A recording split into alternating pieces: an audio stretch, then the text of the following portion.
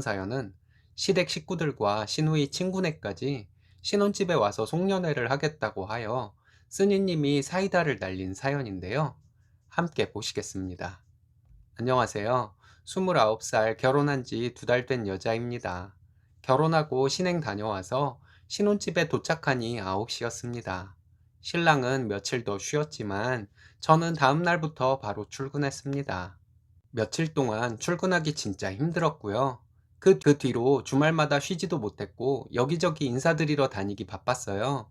저희 결혼할 때 돈으로 따지자면 친정이 조금 더 했습니다. 양가 형편 비슷하고요. 제가 마음을 비우면 편해질까 하는 마음도 있었지만 그렇게는 못하겠어서 신랑과 싸우고 나서 이게 결혼의 실전이구나 하는 생각이 들었네요. 저희 신혼집과 시댁은 버스로 2정거장 거리에 있고 친정은 버스 타면 1시간 넘게 걸리는 거리에 있습니다. 결혼하면 여자는 와이프, 며느리, 올케가 되어서 도대체 어디까지 양보를 해야 하는지에 대한 기준이 맞지를 않아서 신랑과 티격태격하게 되었는데 깔끔하게 정리가 되지를 않네요. 저는 대학 졸업하고 한 직장을 다니다가 6개월 전쯤에 더 좋은 조건으로 이직을 했습니다. 6개월이 긴 시간이라면 긴 시간인데 제 느낌상 회사 업무도 동료들과 팀워크도 완전 익숙하다는 생각이 들 정도는 아닙니다. 신행 다녀와서 항상 저는 신랑보다 먼저 일어나서 새로 한 밥 해서 먹고 출근하고 퇴근해서 집에 가면 또 밥해서 먹고 씻고 소파에 앉아 뉴스를 보기 시작하는 시간이 9시 반입니다. 12시쯤 자게 되고요. 2달간 평일에 매일 반복되는 저희 일과입니다. 거기에다 주말에는 매번 여기저기 인사를 다니느라 시간이 부족해서 신혼집 정리도 제대로 못하고 삽니다. 남들에게 보여주기 부끄러울 정도예요. 청소는 이틀에 한 번, 3일에 한 번 꼴로 하긴 하는데 뭔가 덜 갖춰진 집 같은 느낌에 누가 저희 집에 놀러 온다고 하면 많이 부담스러울 것 같습니다. 신랑과 저는 오랜 연애 끝에 결혼을 했기 때문에 서로 알 만큼 안다고 생각했어요. 시댁이든 친정이든 전부 가족 같다고 생각했고요. 얼마 전에 시누이가 신랑에게 아버님과 시매부가 저희 집에서 송년회를 하고 싶어 한다고 했다 합니다. 시부모님, 시누이 부부, 시누이의 친구 부부 이렇게 함께요. 가족처럼 생각하는 분들이기에 그럴 수도 있다고 생각할 수도 있겠지만 시누이가 동생에게 전화를 해서 이런 얘기를 하는 것 자체가 저는 이해가 가지를 않았습니다. 저희 집에서 송년회를 하면 신랑이 챙기고 차리고 하나요? 제가 주도를 하게 되고 신랑은 도와주는 정도겠죠. 시누이가 신랑에게 연락해서 송년회를 하겠다고 하고 제가 알지도 못하는 시누이의 친구까지 데리고 온다는 것을 저는 도저히 이해할 수가 없었습니다. 시누이 말을 전하는 신랑에게 시부모님과 시누이가 우리 신혼집 구경하고 싶은 것은 이해할 수 있다. 시부모님은 가까이 사셔서 이미 몇 번 오셨었고, 형님네도 추후에 집 좀 정리되면 정식으로 초대하는 것이 낫지 않겠냐. 그리고 친구네까지 함께 온다는 것은 좀 아닌 것 같다. 이렇게 말했더니 신랑은 언제가 되었든 한 번은 초대를 해야 할 사람들인데, 뭐 어떻냐는 식으로 말하는 거예요. 제 의견을 신랑이 듣고 공감하려고 하고 제가 그렇게 말한 이유를 묻지 않는 것을 저 혼자 기분 나쁘게 생각할 것까지는 없다고 생각합니다. 하지만 제가 의견을 말했고 그 뒤에 나 요즘 힘들어서 이런 의견을 말한 것이다 라고 말하려고 했는데 대뜸 신랑이 저렇게 말하니 맥이 빠지더라고요. 그래서 제가 그럼 오시라고 해. 그럼 나는 그날 친정 가서 쉴게. 라고 해버렸습니다. 저 시부모님하고 형님네 오시면 식사 한 끼 대접해 드릴 수 있습니다. 근데 저 신행 다녀와서 하루하루 정말 힘들었고 주말에도 여기저기 인사 다니느라 주말다운 주말을 보낸 적도 없었어요. 그렇게 힘든 스케줄을 2달간 소화하며 지내왔는데 신랑의 얘기를 들으니 더 힘이 빠지더군요. 이번 한 번이면 그냥 눈 딱 감고 그러자고 할 수 있겠는데 이런 비슷한 일이 자주 있었습니다. 참고로 말씀드리자면 친정 식구들은 저희 신혼집에 한 번도 와보지 못했어요. 오고 싶다고 해도 제가 항상 나중으로 미뤄왔고요. 제가 힘들까봐 친정 식구들은 저희 신혼집에 와보고 싶다는 말씀도 언젠가부터는 하지 않았습니다. 친정 식구들에게는 미안하죠. 어쨌든 저는 신랑에게 신우의 말대로 송년회를 저희 집에서 한다면 친정에 가서 쉬겠다고 했더니 신랑은 신우이와 다시 얘기를 해봤나 보더군요. 신우이가 신랑에게 다른 사람들과 저희 집에서 송년회를 하기로 다 약속을 해놨는데 그럼 어떡하냐고 했대요. 그래서 신랑이 저에게 그날 하루만 봐달라고 얘기를 하겠다고 신우이에게 말했다네요. 그러면서 저에게 그날 하루만 어떻게 안 되겠냐고 하더군요. 정말 어이가 없어서 말이 안 나오고 피곤해서 그냥 입 다물어 버리고 싶은데 또 제가 얘기하지 않으면 괜한 오해 생길까봐 억지로 신랑에게 제 의견을 말했습니다. 신우이가 내 허락도 없이 누구 맘대로 약속을 잡아놓은 것이냐? 미리 약속 잡아놓고 나에게 통보하면 나는 그 뒤치다꺼리를 다 해야 하는 사람이라는 뜻이냐?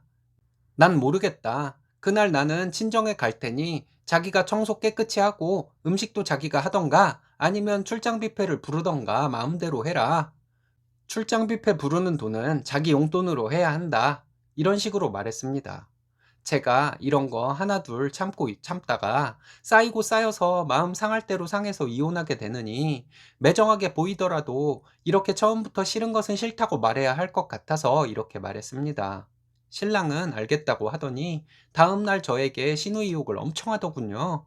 신랑이 저희 집에서 송년회는 안 되겠다고 했더니 신우이가 신랑에게 엄청 뭐라고 했대요.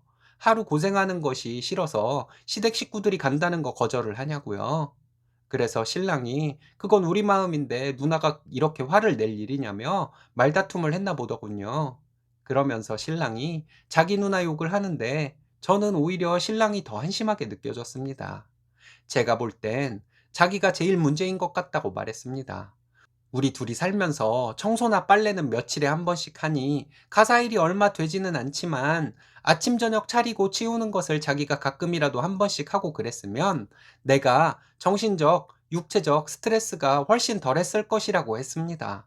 이랬다면 설령 시댁 식구의 신우 친구까지 함께 와서 송년회를 하자는 얘기를 했어도 어쩌면 평소에 잘해줬던 자기에 대한 고마움 때문에라도 송년회 준비를 해주었을 수도 있을 것이라고 말했습니다.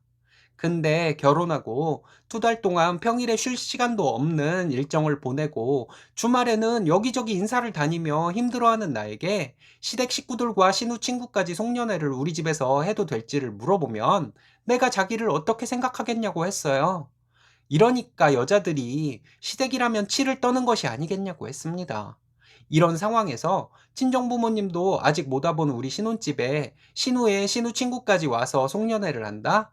신우이는 그렇게 말할 수도 있다고 생각한다고 신랑에게 말하고, 근데 그걸 바로 거절하지도 않고 나에게 통보하듯이 말하고 또 내 대답을 신우이에게 전하고 신우이와 싸우고 그걸 또 나에게 얘기하고, 말하자면 입만 아픈 당연한 일을 제가 이렇게 자기와 싸우듯이 얘기해야겠냐고 했어요. 자기가 우리 부모님께 내가 시켜야지나 겨우 전화를 하는데 내가 우리 부모님에게 뭐라고 한 줄 아냐고 했습니다. 사위 평일에 힘들게 일하고 주말에 인사 다니느라 너무 힘들어서 장인 장모에게 전화할 시간도 마음의 여유도 없다고 말했다고 했어요. 말하다 보니 저도 감정이 더 격해졌지만 최대한 차분하게 얘기했는데 신랑은 제가 뭔 소리를 하나 하는 표정이더군요. 결혼은 현실이라는 말에 부합되는 한 부분을 겪은 것 같다는 생각이 들었습니다. 제가 한 말을 신랑이 못 알아들은 것 같기도 하고 알아들었는데 자존심 때문에 호응을 하지 않은 것 같기도 합니다. 이런 일이 또 반복이 되면 제가 신랑에게 또 가르치듯이 말하게 될 것 같고, 그럼 신랑은 자존심이 상할 것 같은데 그렇게 하지 않고도 신랑이 적정선을 지키게끔 할 수 있는 방법이 없을까요? 안 그래도 피곤한데 답답한 마음에 조언을 구합니다. 읽어주셔서 감사합니다. 이번 사연은 집들이 음식을 함께 하기로 하고 회사 핑계를 대며 쏙 빠진 남편을 응징했지만 남편에 대한 신용이 떨어져서 이혼을 생각하고 있다는 분의 사연인데요. 함께 보시겠습니다. 안녕하세요. 결혼한 지 얼마 안 된 새댁입니다. 제가 별것도 아닌 일로 너무 쉽게 이혼을 생각하는 것인지 궁금해서 글을 보냅니다. 요즘 결혼하거나 이사가면 집들이 하고 사시나요? 제 주변에서 보면 거의 밖에서 식사 대접하고 집에 와서 다과상 차리는 정도로 간략하게 하던데 말이죠. 얼마 전에 남편 쪽 집안 어르신들을 포함해서 친척들이 지방에서 다 올라오신다고 남편이 말했습니다. 서울에 오시는 이유가 남편 집안 모임이 있어서라고 했는데 오신 김에 저희 집 집들이도 할 겸 해서 방문하신다고 하더군요. 그러면서 음식 준비하라고 하는데 남편 쪽 친척들 아이들까지 하면 대략 15명 정도 된다고 했습니다. 이 말을 덤덤하게 하는 남편에게 내가 요리라고는 볶음밥이나 라면밖에 할 줄 모르는데 그 많은 분들의 음식을 할 자신이 없다고 말했지요. 남편은 집안 어른들도 오시고 부모님이 며느리가 차린 음식 먹고 싶어 한다고 하며 저에게 부탁하듯이 말하더라고요. 정 그러면 남편에게 같이 음식을 하자고 했습니다. 그 많은 양의 음식을 할 자신도 실력도 없고 시간도 없으니 남편이 도와주면 한번 해보겠다고 했어요.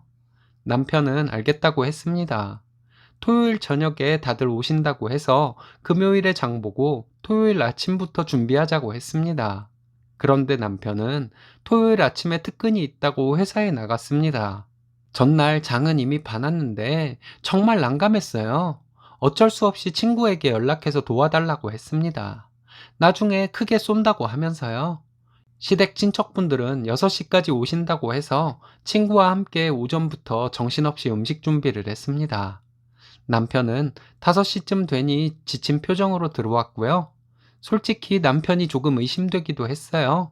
오랜 연애 끝에 결혼하고 2달 정도 되는 동안 주말 특근이 있다는 말은 남편에게서 처음 들어봤거든요. 그래도 설마 거짓말을 하지는 않았겠지 하며 들어온 남편에게 상 차리는 것이나 도와달라고 했습니다.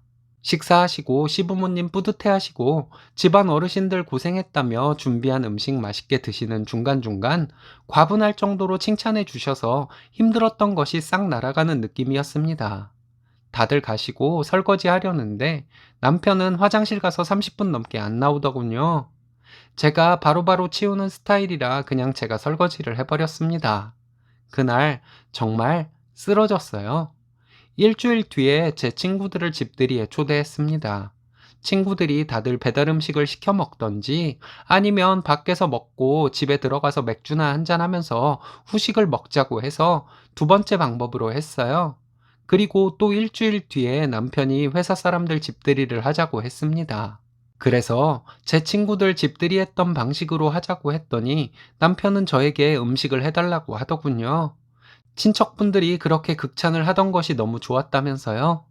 회사 사람들 총 8명이 올 것이라 하길래 음식하는 거 힘들다고 했더니 음식 솜씨 보여주는 것이 남편 기살려주는 것이라고 하더군요.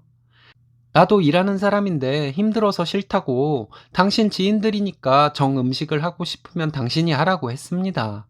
그랬더니 같이 하자고 남편이 말했습니다. 이번엔 정말 같이 하겠다고 하더군요. 저는 그래도 싫다고 했는데 남편이 계속 조르고 남편 기 한번 살려달라고 부탁을 하길래 그때도 어쩔 수 없이 알겠다고 했죠.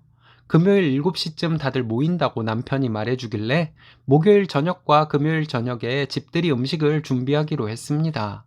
그랬는데 남편은 목요일에 잔업이 있다며 늦게 왔습니다. 화가 나서 그냥 때려치우자고 음식 안 하겠다고 했더니 남편이 애원하듯이 말해서 음식을 했습니다. 목요일에 잡채와 두부김치를 위한 볶음김치, 갈비찜 이렇게 해놓고 금요일에 전이랑 계란말이를 했습니다. 그래도 제가 시댁 친척분들 오셨을 때 한번 해봤다고 속도가 좀 붙어서 다행히 시간을 맞출 수 있었어요. 나중에 자기가 집안일 다 하겠다고 사과하고 애교 부리길래 좋게 마무리했습니다. 그런데 그 다음 주에 또 자기 친구들을 초대했다는 거예요. 더 이상 못한다고 했는데 남편은 또 남편 기살려달라 도와주겠다. 친구들 가고 나면 치우는 것도 자기가 다 하겠다 하며 조르길래 역시나 목요일과 금요일 나눠서 음식을 하기로 했습니다. 그런데 목요일에 남편은 급 회의가 잡혔다고 하더군요. 저도 짜증나서 음식은커녕 장도 안 봐놓고 있다가 좀 늦은 시간에 퇴근해서 들어온 남편에게 음식 안 한다고 했습니다. 계속 미안하다고 하더니 진짜 회사 일 때문에 어쩔 수 없었다고 생쇼를 하더라고요. 다음날 3시쯤에 조퇴를 하고 올 테니 한 번만 봐달라고 하길래 같이 하지 않으면 안 하겠다고 못 박아 말했습니다. 집들이 하는데 저만 요리하라는 법 없잖아요. 제가 남편보다 퇴근 시간이 조금 이르기는 하지만 남편을 못 믿겠고 설령 남편이 말하는 것이 전부 사실이라 해도 더 이상은 싫었습니다. 그런데 금요일 당일 3시에 조퇴하고 먼저 집에 가서 준비하고 있겠다던 남편이 3시에 전화를 해보니 전화를 안 받더군요. 톡했더니 회사 분위기가 안 좋아서 조퇴할 수 없다고, 진짜 한 번만 부탁한다고 남편 기살려달라는 그 소리. 톡에 바로 욕을 적고 싶었지만 꾹 참았습니다. 톡이 또 왔는데 읽지도 않고 답장도 안 했어요. 그리고 저는 퇴근해서 친구와 약속을 잡고 커피숍에서 친구를 기다리는데 남편이 톡으로 준비 잘 되고 있냐고 하더라고요. 자기 어쩔 수 없이 친구들이랑 시간 맞춰 집에 도착할 것 같다고 하길래 읽고 답장 안 했습니다. 화 많이 났냐고 하면서 이따 보자고 톡을 하는데 정말 욕이 나오는 걸 참느라 혼났습니다. 남편에게 전화와 톡이 계속 왔지만 모른 채 하고 그냥 친구와 커피 마시고 저녁 먹으며 술도 한잔하고 집에 들어갔어요. 집에 들어갔더니 남편이 자기를 그렇게 망신을 줄 수 있냐고 소리 지르듯 말하더라고요. 자기가 친구들 앞에서 뭐가 되냐며 남편 기살려주는 것이 그렇게 힘드냐고 막 저를 쏘아붙이길래 가만히 쳐다보고 있었어요. 오늘 오는 사람들이 자기 친구들이라 오늘 일로 평생 쪽팔릴 것이라며 화를 내더군요. 이 멍청한 인간이 미치기까지 했나 해서 헛웃음이 나는데 애써 웃음을 참고 싸늘한 표정으로 쳐다보고만 있었습니다. 한참 화를 내도 제가 반응이 없으니 남편이 당황한 듯한 표정이더라고요. 솔직히 말해보라 했습니다. 지금까지 특근 잔업 같은 거 다 핑계였다는 거 알고 있다고요? 내 친구들 집들이 온다고 했을 때는 밖에서 밥 먹고 들어와서 다과상 차린 것이 전부였는데 나머지는 전부 당신 손님들 아니었냐고. 그런데도 내가 일 다 하게 해놓고는 오늘 친구들 부를 때마저도 거짓말을 하고 나 혼자 음식 차리도록 하고 싶었냐 했어요. 남편은 입에 개거품을 물며 자기는 거짓말을 한 적이 없다고 하더군요. 지금이라도 사실대로 말하면 덮고 넘어가 줄 수 있는데 계속 버티다가 나중에 당신이 거짓말을 한 것이 탄로나면 그때는 너무 실망이 클 것 같다고 했습니다. 그때는 싸우고 끝날 것 같지 않다고 했어요. 부부 사이에 신용이 떨어지면 평생 어떻게 함께 할 수 있겠냐며 그때는 그냥 그 자리에서 끝이라고 했습니다. 살다 보면 안 밝혀지는 거짓말은 없다고 말했더니 남편은 미안하다고 하더라고요. 자기가 집들이 때마다 사실은 핑계를 댄 것이라고 이실직고 하는데 저는 정말 설마 했거든요.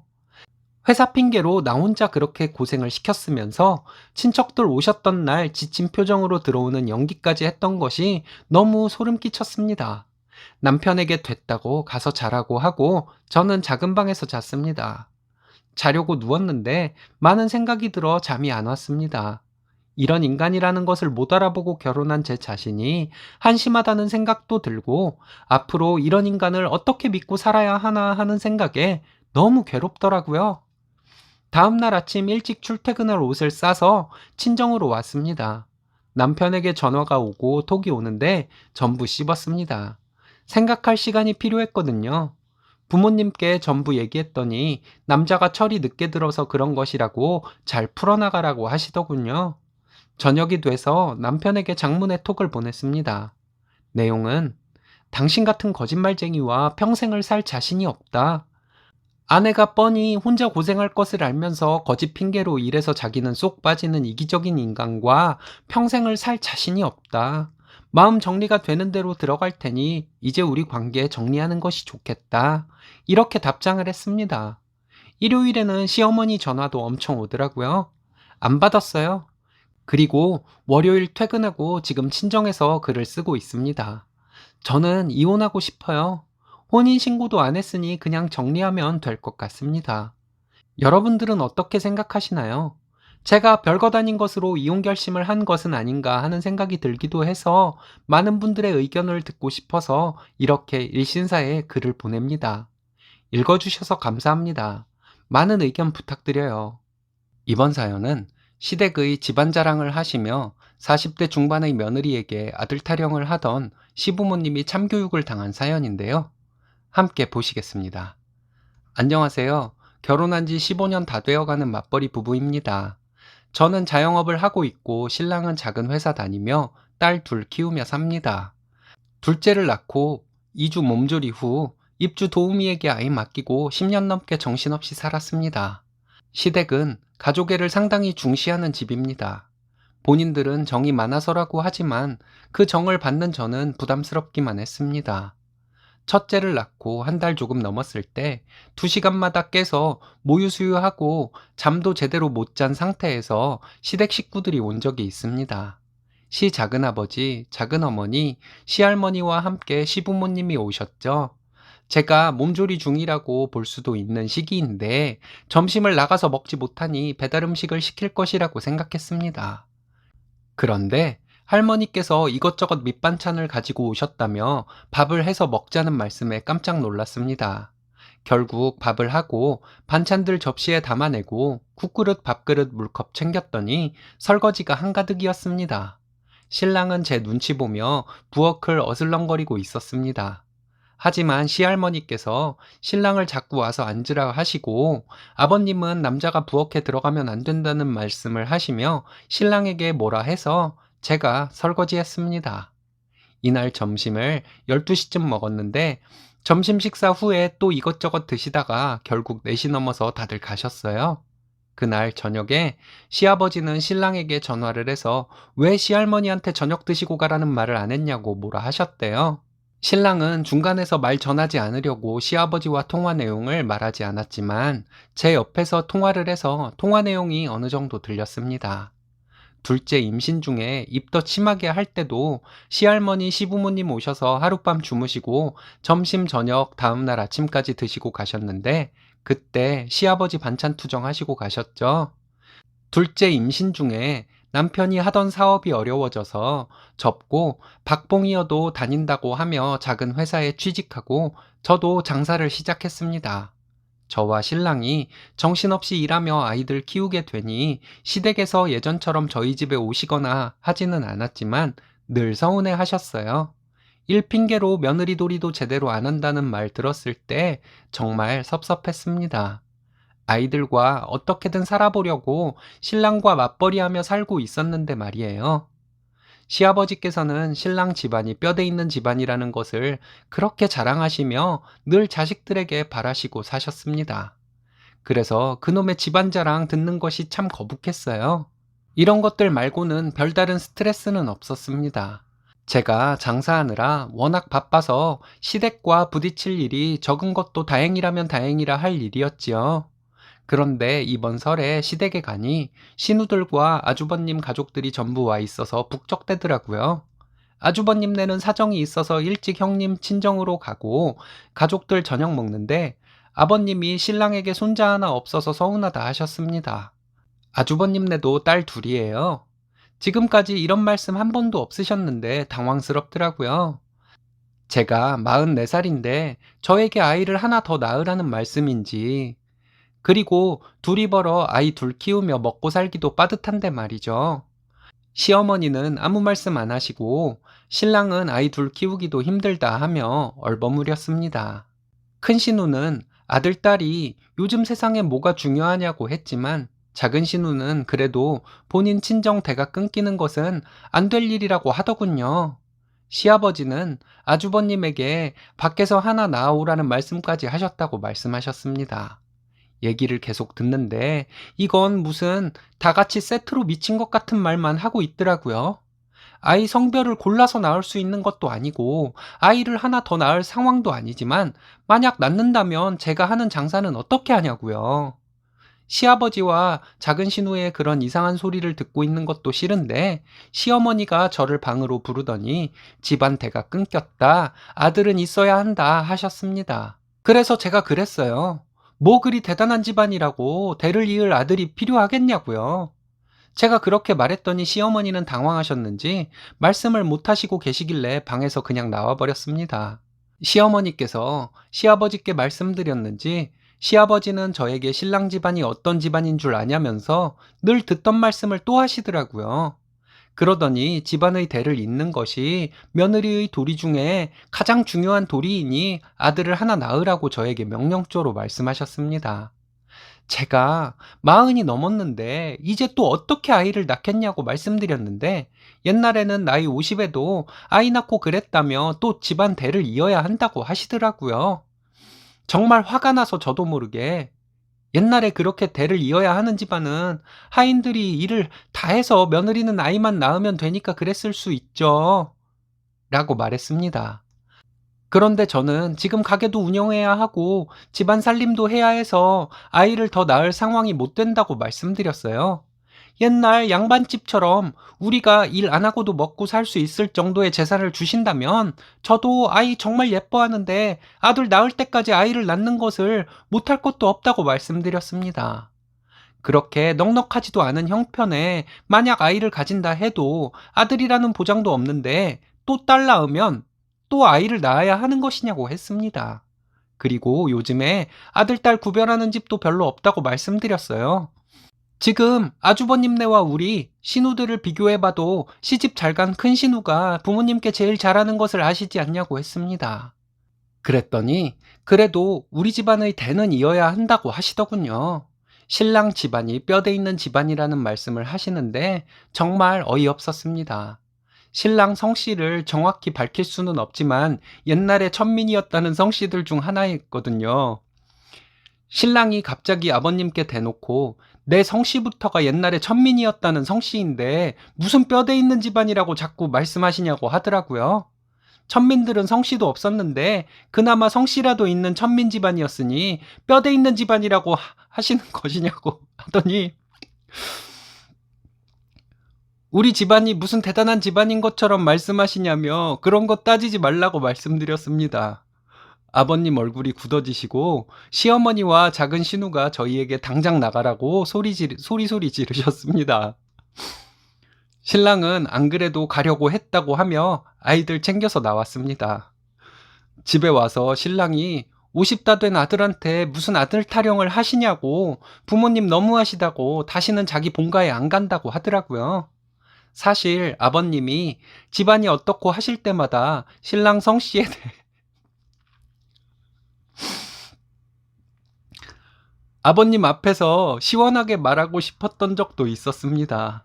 그런데 차마 그럴 수는 없었거든요. 뼈대 있는 집안, 가문, 이런 거 안 따진 지 오래되었잖아요. 그런데 우리 사정 뻔히 아시면서 대를 이을 아들 어쩌고 하시는 거 정말 참기 힘들었습니다. 신랑은 또 부모님이 아들 타령하시면 자기 성씨 가지고 계속 얘기할 거라는데 그럼 자기가 자기 욕하는 거 아니냐고 했더니 자기는 그런 거 따지는 옛날 사람 아니라서 상관없다네요. 근데 아버지는 집안 같은 거 따지시니 말씀 못하도록 자기 성씨 얘기를 하는 것뿐이라고 하더라고요. 쿨한 신랑 덕에 시부모님의 아들 타령에서 벗어나게 생겼네요. 이런 쿨한 신랑이 돈까지 잘 벌어오면 얼마나 좋을까요? 신랑이 2년 전부터 철들었는지 살림도 함께 했습니다. 이 정도로 그냥 만족하고 신랑과 예쁜 딸 둘과 행복하게 살아야겠네요. 제 이야기 들어주셔서 감사합니다. 이번 사연은 며느리의 공헌도는 인정하지 않고 남편의 단독 명의를 주장하던 시부모님에게 사이다를 날렸다는 분의 사연인데요. 함께 보시겠습니다. 안녕하세요. 35살 아이 하나 키우는 결혼 7년차 워킹맘입니다. 저는 어린 시절 아빠의 사업이 한참 잘 되어서 부족함 없이 자랐습니다. 고등학교에 입학할 때쯤에 아빠의 사업이 한번 휘청거려서 약간 어려웠던 기간이 몇 년 있었고 그 이후에는 평범한 집이 되었습니다. 저희 집이 잘 살았던 기간은 제가 어렸을 때였기 때문에 제가 돈을 펑펑 쓰거나 해본 적은 없어서 성인이 되어서도 수중에 돈이 많지 않은 것이 불편하게 느껴진 적은 없었어요. 어쨌든 저는 부족함 없이 자라서 제가 계산적인 사람이 아니라고 생각했는데 요즘 시댁에서 저를 계산적으로 만드네요. 저는 평범하게 남들처럼 대학을 나오고 직장을 다니다가 남편을 만나 결혼을 했습니다. 시댁은 경제적으로 여유가 좀 있습니다. 남편은 많이는 아니어도 어느 정도 넉넉한 집에서 자라서 그런지 씀씀이가 컸습니다. 술도 자주 먹고 술자리에서 가끔 인심도 잘 쓰고 주말에 골프를 치러 자주 나가며 본인이 번 돈은 본인이 전부 썼습니다. 덕분에 결혼하고 7년 가까이 되는 기간 동안 살림은 제가 번 돈으로 했어요. 결혼할 때 남편이 혼자 살던 작은 빌라 전셋집을 신혼집으로 하여 살았습니다. 최근에는 시댁에 들어와서 살고 있어요. 저희가 살던 신혼집을 처분하고 신혼집에 들어온 것은 아닌 약간 어정쩡한 상태로 시댁에 들어와 살고 있는 것이어서 시댁과 살림을 완전 합친 것이라고 볼 수는 없습니다. 제 입장에서는 신랑이 외아들이라 언젠가는 시부모님을 모셔야 한다는 생각으로 어렵게 결정을 내려 시댁으로 들어와 살고 있는 것이에요. 얼마 전 시댁에서는 저희 생활에 보태라고 계약금만 넣은 오피스텔 하나를 증여해 주신다고 했습니다. 그리고 나머지는 저희가 살던 집 전세금과 그동안 모은 돈으로 채워야 합니다.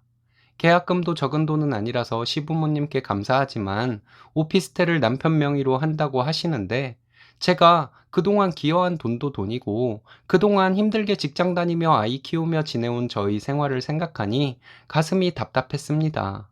시어머니 명의로 계약한 오피스텔인데 당연히 아들 명의로 해야 하는 것이 아니냐는 시부모님의 말씀. 결국 제 돈도 제 마음대로 못하게 하시려는 것 같아 속상했습니다. 재작년에는 신혼애가 이사가면서 아파트 명의를 공동 명의로 했던 적이 있었어요. 시부모님이 신우 결혼할 때 해주신 아파트에서 몇 년 살다가 이사를 하는데 신혼애는 신우 남편의 외벌이로 신우는 전업주부로 살고 있고 앞으로도 그렇게 살 것이니 신우와 신우 남편이 이사가면서 이사가게 되는 아파트를 공동 명의로 한다고 했거든요. 그때 시부모님께서는 사위 참 욕심 많다고 하셨네요. 이번에 오피스텔 남편 명의로 할 때는 시부모님들 당신들은 옛날 양반들이라 재산의 명의라는 것은 모름지기 남자 앞으로 하는 것이 맞다고 하셨는데 정말 앞뒤가 안 맞았습니다. 제 존재는 뭔지에 대한 의문마저 생기더라고요. 좋은 집에 들어와서 살게 해주셨다고 생색내십니다. 소소하게 살펴주시지만 크게 주신 것은 없습니다. 그런데 은근히 저에게 뭘 더 욕심내냐는 식으로 말씀을 하세요. 만약 제가 퇴직으로 경력이 단절되면 제 돈은 없는 것이 되네요. 7년 가까이 제가 번 3억에 가까운 돈은 인정받지 못하게 되는 것 같아 마음이 좋지 않았습니다. 지금까지 시댁과 별 문제 없이 잘 지내왔기 때문에 분란을 일으키고 싶지 않아서 가만히 있는 것입니다. 그래서 시부모님이 하시는 것에 대해 실망감이 더 컸는지도 모르겠습니다. 뭘 달라는 것도 아니고 내 것만이라도 내 것으로 하고 싶은 마음인데 제가 너무 계산적으로 구는 것일까요? 나중에 시부모님 재산 어차피 다 남편 거가 될 것이고 부부인데 뭐가 문제냐고 하신다면 할 말은 없습니다. 지금 당장만 생각하냐?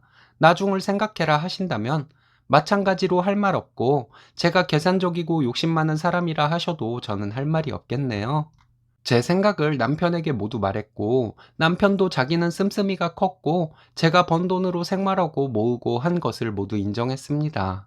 그리고 제가 이번에 오피스텔 명의는 공동 명의로 해야 하는 것이 아니냐고 했더니 남편은 우리가 부부인데 명의가 누구 명의면 어떠냐고 하면서 시부모님께 공동 명의로 하는 것이 어떻겠냐고 말씀드려 보자고 했습니다. 그래서 며칠 전에 남편과 함께 시부모님께 오피스텔 공동 명의에 대해 말씀을 드렸습니다. 아니나 다를까 시부모님은 재산은 남자 이름으로 해야 하는 것이다. 시부모님이 넘겨주시는 것인데 공동 명의가 웬 말이냐 등등의 말씀을 하시다가 급기야는 저를 욕심 많은 사람을 넘어서 시댁 재산을 보고 남편과 결혼한 것처럼 말씀하시기도 하셨습니다. 남편이 아무 말도 없길래 제가 시부모님께 따졌습니다. 말은 바로 해야 한다고. 욕심은 시부모님이 내고 계신 것이라고 했어요.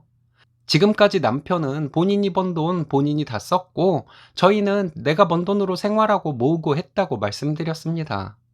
빌라 전세금은 원래 남편 고유의 재산이라고 해도 내가 지금까지 7년 동안 번 돈이 3억 가까이 되는데 그렇게 공헌한 것은 인정받지 못하는 것 같아서 속상하다고 했습니다.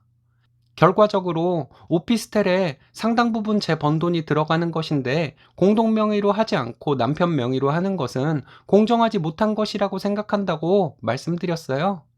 그런데 공동 명의를 하겠다는 저를 욕심이나 내고 계산적이라고 하시는데 시부모님이야말로 욕심인 것이라고 말씀드렸습니다. 저는 계산 같은 거 할 줄 모르고 사는 사람인데 시부모님 하시는 것을 보고 계산적이 된 것 같다고 했습니다. 어머님은 말을 바꾸셔서 너희가 부부인데 누구 명의면 어때서 이렇게 시부모에게 따지고 드냐고 하시더군요. 그럼 누구 명의면 어때서 어머님 아버님이야말로 꼭 남편 명의로 하겠다고 하셨냐고 여쭤봤어요. 요새 남아도는 것이 오피스텔인데 그거 하나 받으면서 이렇게 속상하느니 안 받고 말겠다고 말씀드렸습니다. 그냥 저희 둘이 지금처럼 살다가 살림 조금씩 늘려가면서 명의도 공평하게 하면서 살면 된다고, 시부모님 재산은 시부모님께서 쓰실 만큼 쓰시다가 시누이를 전부 주신다 해도 아무 말 않겠다고 말씀드렸습니다. 그렇게 하시고 저희와는 이제 거리를 좀 두고 살자고까지 말하고 싶었지만 이 말은 차마 입 밖으로 나오지는 않더군요. 시부모님은 제 얘기를 다 들으시고 아무 말씀 못 하셨습니다. 남편은 여전히 별 생각 없이 이래도 그만 저래도 그만인 사람이고 저 혼자만 소가리를 하다가 시부모님께 전부 말씀드린 것입니다. 저도 사람인데 시부모님 재산에 욕심 없다면 거짓말이겠죠. 하지만 시부모님 재산을 물려받기 위해서 내가 한 공헌을 인정받지 못하는 것은 싫습니다. 시부모님 재산을 물려받기 위해서 시부모님 하시는 대로 보고만 있으면 그야말로 저는 시부모님 재산 노리고 남편과 결혼한 사람이 될 테니까요. 제가 시부모님께 드린 말씀이 틀린 것이 있나요? 제가 어리고 철이 없어서 돈의 소중함을 모르고 까부는 것인가요? 앞으로 어떻게 해야 할지 모르겠네요. 부모님 속상하실까봐 친정에 말할 수도 없고 해서 여러분들께 하소연합니다. 읽어주셔서 감사합니다. 이번 사연은 아내가 명절에 혼자 시댁에 가지 않는다는 글을 올렸다가 아내의 대반전 사이다 글이 올라온 내용인데요. 함께 보시겠습니다. 안녕하세요. 어제 저녁 내내 와이프와 설전을 벌이다 합의가 안 되어 답답해서 많은 분들께 여쭤보고 싶습니다. 결혼한 지 2년 되었고 본가에서는 이형제 중 맞이입니다. 이번 명절 기간에 제가 회사에서 해외 출장을 가게 되었습니다. 출장 기간은 2주 정도 되는데 출장 기간 안에 명절이 껴 있어요. 그래서 와이프에게 명절 전날 시댁에 가서 다음날 차례 지내고 점심에 친정으로 가라고 말했습니다. 그런데 와이프는 남편 없이 자기 혼자 시댁은 왜 가야 하냐고 다짜고짜 감정적으로 나왔습니다. 와이프 하는 말이 출장을 가지 말고 함께 시댁을 가던가 아니면 자기 혼자는 시댁에 안 간다고 명절 내내 친정에 있겠다고 합니다. 한 번씩 와이프의 독특한 발상에 놀랐던 적이 많았는데 그런 때마다 본인 생각이 상식이라는 식으로 말해서 경악을 하게 됩니다. 남편 없이 혼자 시댁에 가는 것이 불편할 수도 있겠지만 맏며느리가 명절에 시댁을 안 가겠다는 것이 말이 되나요? 여기는 대한민국인데 말입니다. 아내의 글입니다. 윗글을 쓴 사람의 와이프입니다. 남편이 앞뒤 정황 모두 생략하고 자기 입장에서만 글을 썼네요. 그런데도 오히려 남편을 욕하는 댓글이 더 많네요. 남편은 자기 글을 여자들이 더 많이 읽어서 그렇다고 하더라고요. 그렇다 해도 시대가 바뀌었는데 당신이 캐치를 못하고 아직 옛날 사고방식을 고집부리고 있는 것은 아닐까? 하고 말했는데도 아니랍니다. 본인의 말이 맞고 제 말이 틀렸다고 합니다. 결혼 전부터 시어머니와 마찰도 많고 감정이 상한 것도 많았습니다. 다 말하자면 글이 길어질 것 같아 결혼 전 이야기는 넘어갈게요. 차례나 제사를 지낼 때만도 그렇습니다. 저와 동서가 어머님과 함께 제사 음식 다 하는데 결혼하고 첫 제사 때 저도 함께 제사를 지내는 줄 알고 남편 옆에 서 있는데 시어머니에게 무지하게 혼났습니다. 어딜 여자가 제사상 앞에 서냐고 하시면서 가정교육까지 운운하는데 정말 눈물 날 뻔했습니다. 그날 제사 끝나고 밥을 먹는데 또 얘기를 하셨어요. 그래서 친정에서는 며느리와 딸도 제사를 함께 지냈다고 말씀드렸더니 그게 무슨 해괴한 집안이냐고 하셨습니다. 그래서 옛날부터 전통적으로 며느리도 제사를 함께 지냈다고 친정아버지께 들었다 했더니 너희 아버지가 뭘 잘못 알고 하신 말씀이라고 또 한 번 면박을 주듯이 말씀하셨어요. 정확히는 말씀하시지 않았지만 집안이 어쩌고 하는 말씀도 하셨고요. 그 후에 시아버지께서 제 말이 맞다고 말씀하신 적이 있습니다. 조선시대 양반집에서는 제사 때 여자도 절을 하고 술을 올리고 그랬다고 하셨어요. 그 사실을 시아버지도 이제 알았다고 하셨습니다. 근데 그게 무슨 의미가 있겠어요? 이미 시어머니 때문에 감정이 다 상했고 시어머니는 본인의 잘못을 인정하는 분이 아니신데요. 만약 이때 시어머니가 본인이 잘 몰라서 그랬다고 미안하다고 하시는 분이었다면 이번 명절에 남편 없이도 시댁에 가겠다 했을지도 모르겠습니다. 시어머니는 항상 이런 식으로 마음에 안 드는 것이 있으면 사람 면박을 주듯이 말씀하시는 분이십니다. 동서보다는 저에게 더 심하게 그러시고요. 제가 경험이 부족해서 몰라서 잘못을 하면 차분하게 설명해 주시면 되잖아요. 아니면 어머니가 뭔가를 잘못 알고 계실 수도 있는 것이고요. 본인의 생각과 다르다고 입에 개거품을 무는 사람 정말 매력 없습니다. 대하기 힘들고요. 이런 시어머니 때문에 시댁에 갈 일이 있으면 며칠 전부터 스트레스 받았어요. 그래도 저희 부모님 욕먹을까봐 꾸역꾸역 시댁에 갔습니다. 가서 말없이 일만 했습니다. 말 한번 잘못하면 또 감정 상할 일이 생길까봐 무서워서요. 남편은 제가 위에 적은 일들 일어날 때 옆에 있었습니다. 제가 시어머니 때문에 힘들다고 하면 배워가는 과정이라며 제가 적응하면 마음 편해질 것이라고 하더군요. 이게 말이 되나요? 본인만 잘났고 본인 말이 다 맞다고 생각하는 시어머니에게 누가 맞출 수가 있을까요? 친정오빠가 저 결혼하기 전에 몇 번 말했어요. 남편 없이 시댁에 가는 거 아니라고요. 새언니가 혼자 우리 집에 온 거 본 적 있냐고 하면서 그런 말을 했는데 지금까지 남편 없이 시댁에 간 적은 없지만 저 혼자 시댁에 가면 시어머니가 저에게 더 심하게 하실까봐 겁이 납니다. 그래서 명절에 혼자 안 가겠다고 남편에게 말한 것이었어요. 이런 일들은 왜 빼먹고 글을 적었냐고 남편에게 말했더니 이런 것들은 중요한 것이 아니고 제가 명절에 시댁에 안 간다고 한 것은 이유 여하를 막론하고 많은 사람들에게 비난을 받을 일이라서 그랬다고 합니다. 그런데 왜 당신을 욕하는 댓글이 더 많냐고 했더니 그건 여자들이 더 많이 읽어서 그렇다네요. 그 엄마의 그 아들이에요. 의견차가 좁혀지지 않지만 저는 이번 명절 시댁에 안 갈 생각입니다. 아내 추가 글입니다. 여러분들의 말씀대로 지난 명절에 시댁에 가지 않고 친정에 있었습니다. 시어머니께 전화로 남편이 출장이라서 저는 친정에 갈 것이라고 똑똑히 말씀드렸고요. 남편이 출장에서 돌아와서 저에게 엄청 화를 내더군요. 전에 올렸던 글에는 적지 않았던 것이 있습니다. 남편 자존심 상할까봐 적지 않았는데 저는 남편보다 연봉이 높습니다. 집안일은 제가 80% 이상을 하고요. 그리고 지금 저희가 살고 있는 집은 저희 부모님이 해주신 집입니다. 비싼 아파트는 아니어도 방 2개 있는 매매가 4억 정도 되는 아파트입니다. 남편은 결혼할 때 집 형편이 안 좋아서 모은 돈 6천 해왔습니다. 남편이 출장에서 돌아와서 며느리 도리를 안 했다며 저를 닥달하길래 이 얘기도 다 해버렸습니다. 남편이 여긴 대한민국인데 며느리가 명절에 시댁을 안 가냐고 해서 대한민국의 상식이 바뀐 지가 언젠데 조선시대 얘기를 하고 있냐고 말했어요. 당신은 8, 90년대 대한민국을 말하는 것 같은데 우리 집에서 집도 해주고 내가 연봉도 당신보다 높은데 무슨 헛소리냐고 속에서 나오는 대로 말해버렸습니다. 남편도 자기 하고 싶은 말 다 하는데 제가 남편 자존심을 배려해줄 이유가 없잖아요. 대한민국이라서 며느리가 명절에 남편 없이도 시댁에 가야 하는 것이라면 그건 대한민국 남자가 집도 해오고 외벌이로 자기 가족을 풍족하게 살도록 벌어올 때 얘기라고 했습니다. 그런데 지금 우리 상황은 집은 내가 해왔고 맞벌이로 내가 돈을 벌고 있고 집안일까지 내가 거의 다 하는 상황인 것은 모르냐고 물어봤습니다. 이런 상황이면 명절에 당신은 우리 집에 가서 제사 음식 다 해야 하는 것이라고 말했습니다. 우리 부모님이 오라면 오고 가라면 가야 하는 것이고 우리 집에 무슨 일이 있을 때마다 적극적으로 나서서 잡일 다 해야 한다고 말했어요. 그래야 우리 집에서 당신 사람 대접해주지 해온 것은 쥐뿔도 없으면서 양심불량짓거리 하면 당신 때문에 나도 우리 부모님께 사람 대접 못 받을 것이라고 했어요.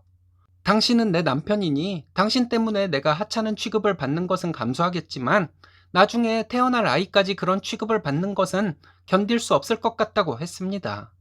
아이 없을 때 이혼하자 했어요. 당신은 그야말로 몸만 왔으니 몸만 나가라고 시댁 스트레스와 시댁 편드는 남편 때문에 이혼을 하는 것이니 이혼 사유는 당신과 당신 집에 있으니 억지 부릴 생각은 하지도 말라고 했습니다. 남편은 태도를 바꿔서 이런 사소한 것을 가지고 뭘 이혼까지 들먹이냐고 자기가 잘못했다고 꼬리 내리더군요. 자기가 잘못했으면서 자기 뜻대로 되지 않는다고 나를 공개망신 주고 싶어서 글을 쓴 사람을 제가 어떻게 믿겠냐고, 친정에도 다 알리면 우리 아빠와 오빠가 가만히 있지 않을 것이라고 했습니다. 그렇게 막장까지 가지 말고 그냥 조용히 이혼하자고 했어요. 며칠 동안 남편은 저에게 계속 잘못했다고 빌고 있네요. 며칠 전에 제가 남편에게 말했습니다. 지금까지 이번 일은 남편의 잘못된 생각에서 비롯된 일이라는 각서를 써가지고 오라고요. 그리고 지금까지 시어머니가 나를 감정 상하게 한 것들 나에게 찾아와서 사과하고 앞으로 그런 일 없을 것이라는 각서 적어서 주라고요. 이것들 전부 이행되지 않으면 당장 이혼이라고 했습니다. 남편은 계속 잘못했다고 알겠다고 하는데 대꾸도 안 했어요.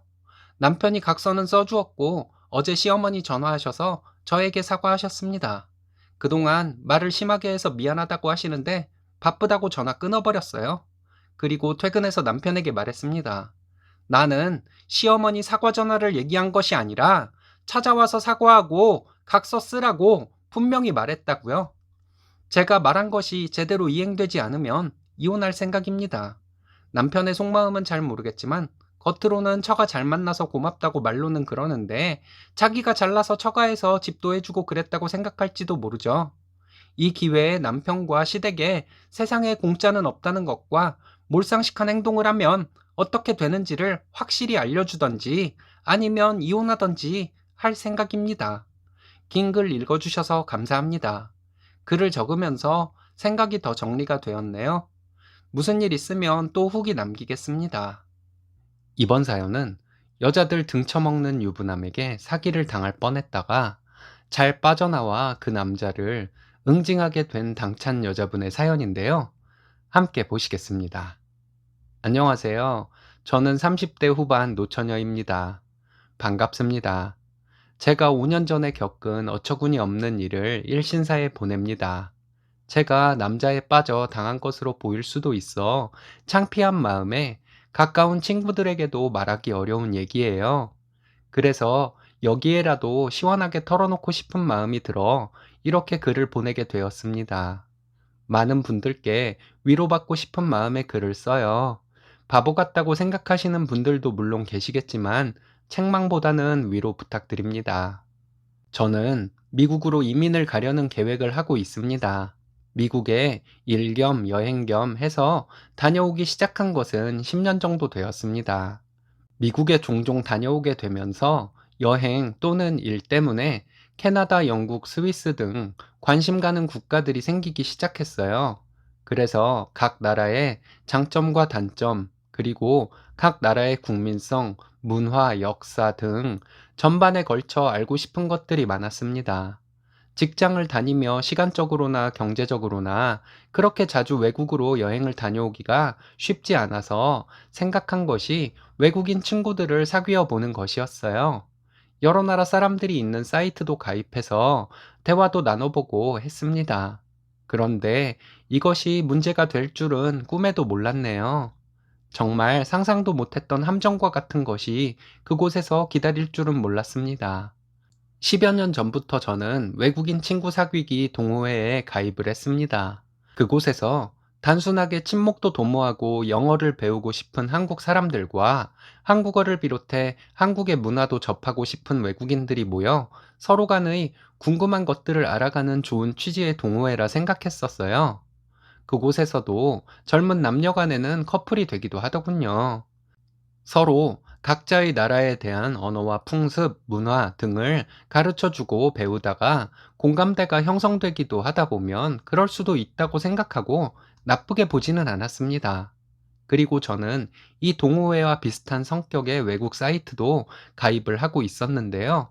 제가 스피킹은 어느 정도 하는데 채팅으로 하는 사이트라서 영타가 빠르지 못했던 터라 오타도 많고 대답을 빨리빨리 못해 대화 상대에게 미안해하며 열심히 했습니다.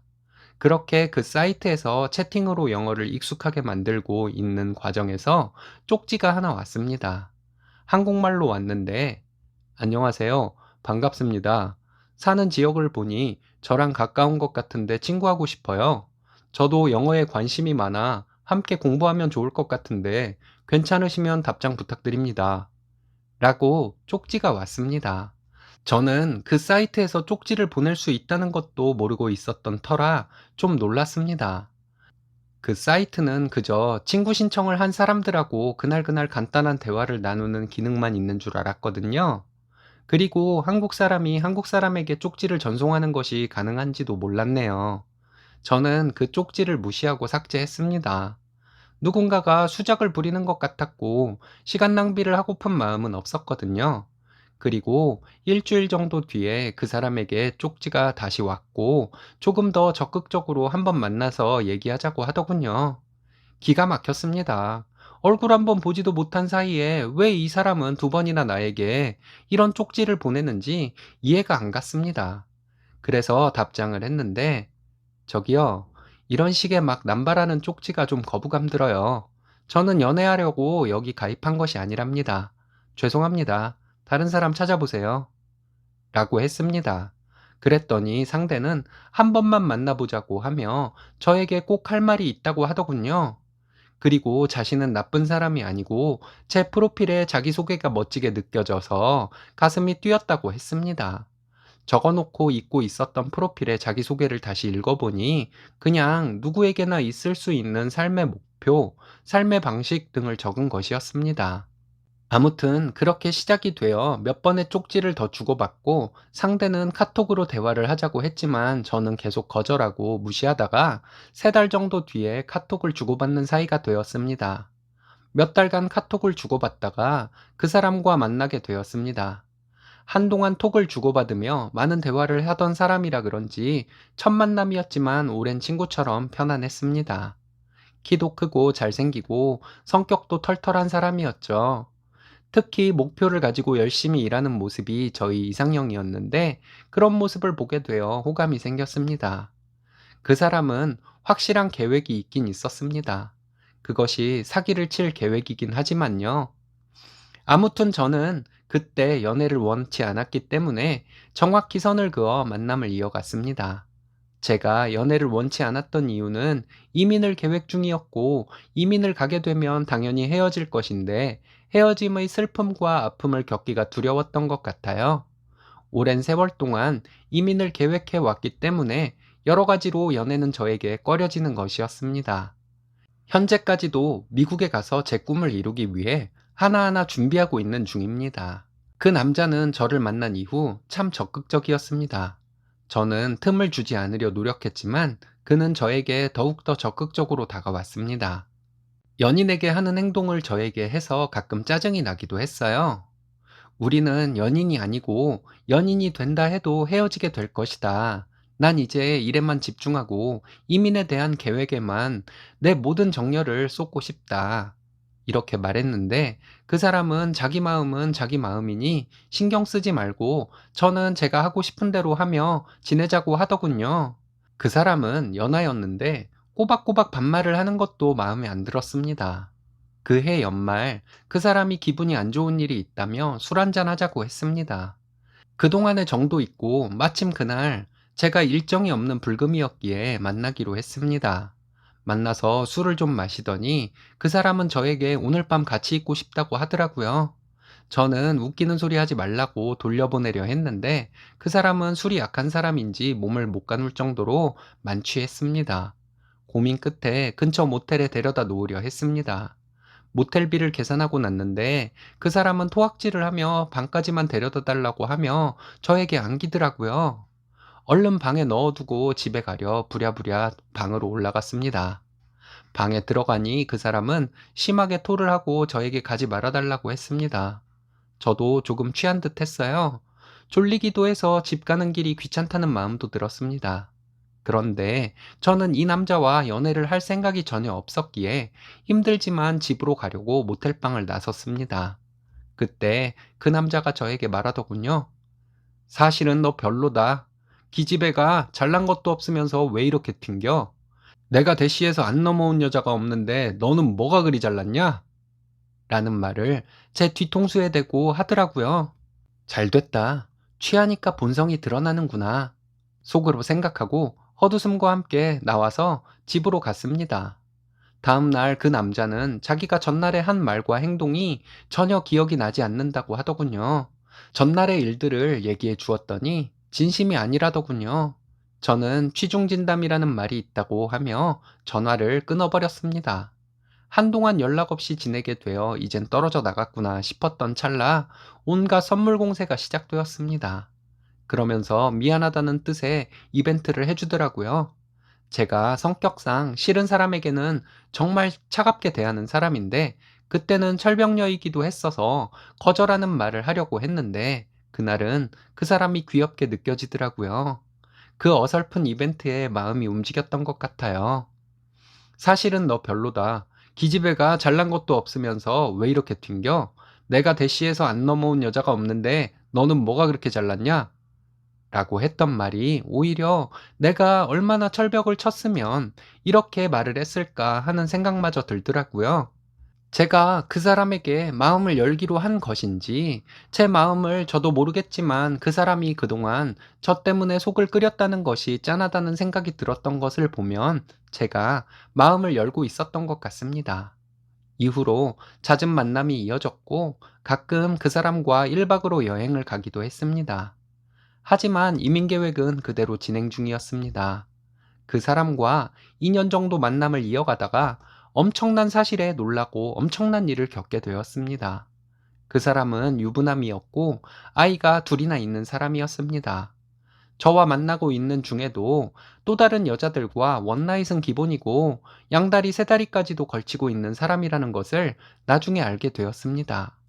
돌이켜보니 초반에는 매일 찾아오던 사람이 점점 시간이 지날수록 일주일에 한두 번 찾아오고 그러다 2주에 한 번 이런 식으로 변하더니 때로는 연락이 두절되는 경우도 있었어요. 수상한 것이 있었지만 저는 마음을 다 준 것이 아니었기 때문에 자주 보지 않는 것이나 연락 두절에 대해 보채거나 하지 않았습니다. 그래서 싸울 일은 없었죠. 그저 서로 외로울 때 만나고 시간 맞으면 함께 여행을 가며 만나는 정도? 그런데 유부남은 정말 아니죠. 어느 날 낯선 번호로 전화가 걸려왔습니다. 여자분이었는데 바로 그 사람의 아내였어요. 그리고 또 다른 모르는 번호로 전화가 걸려왔는데 그 남자가 양다리 걸치고 만나던 여자였고요. 또 다른 여자도 연락이 왔는데 그 사람의 회사 동기라고 하더군요. 세 여자 모두 저를 나쁜 년으로 몰아가는데 그 사람과 저는 초반에는 자주 만났지만 시간이 갈수록 만나는 횟수도 줄어들고 그랬는데 언제인지는 모르겠지만 그 여자들은 그 남자가 바람을 피우고 있다고 느꼈답니다. 저와 만났을 때 그 남자는 방해받기 싫다며 전화를 꺼놓고 시간을 보내곤 했었거든요. 이것은 바람둥이들의 특징이라고 하네요. 초반에 그 사람과 자주 만났었기에 세 여자 전부 이상한 낌새를 느끼고 그 사람이 바람을 피운다는 증거를 잡으려고 했는데 그게 바로 제가 된 것이었습니다. 아내라는 여자분은 그 남자가 가정에 너무 소홀하고 과거에 바람을 피운 적이 있었지만 아이들도 있고 해서 그냥저냥 살고 있었답니다. 그런데 좋아지기는커녕 집에 안 들어오는 날이 더 많아지고 더 이상 참기 힘들어서 지금은 증거를 잡아서 위자료를 받고 이혼할 생각이라고 하더군요. 그래서 증거를 찾던 중 저를 찾았다고 하며 상간녀 소송을 하려고 했다네요. 그런데 저는 그 사람이 유부남이라는 사실을 몰랐고 그에 대한 증거도 있으니 소송은 헛물이 된 것이었죠. 카톡 내용에 총각이라 하며 그 사람이 저에게 다가오려 하는 내용들이 전부 있었으니까요. 저도 큰 충격을 받았지만 침착하게 대응하며 그 아내라는 여자분에게 다른 여자들에게 전화해 보라고 했습니다. 그런데 그 아내라는 분은 황당해 하면서도 어차피 생활비는 그 사람이 꼬박꼬박 주니 그냥 살겠다고 하더군요.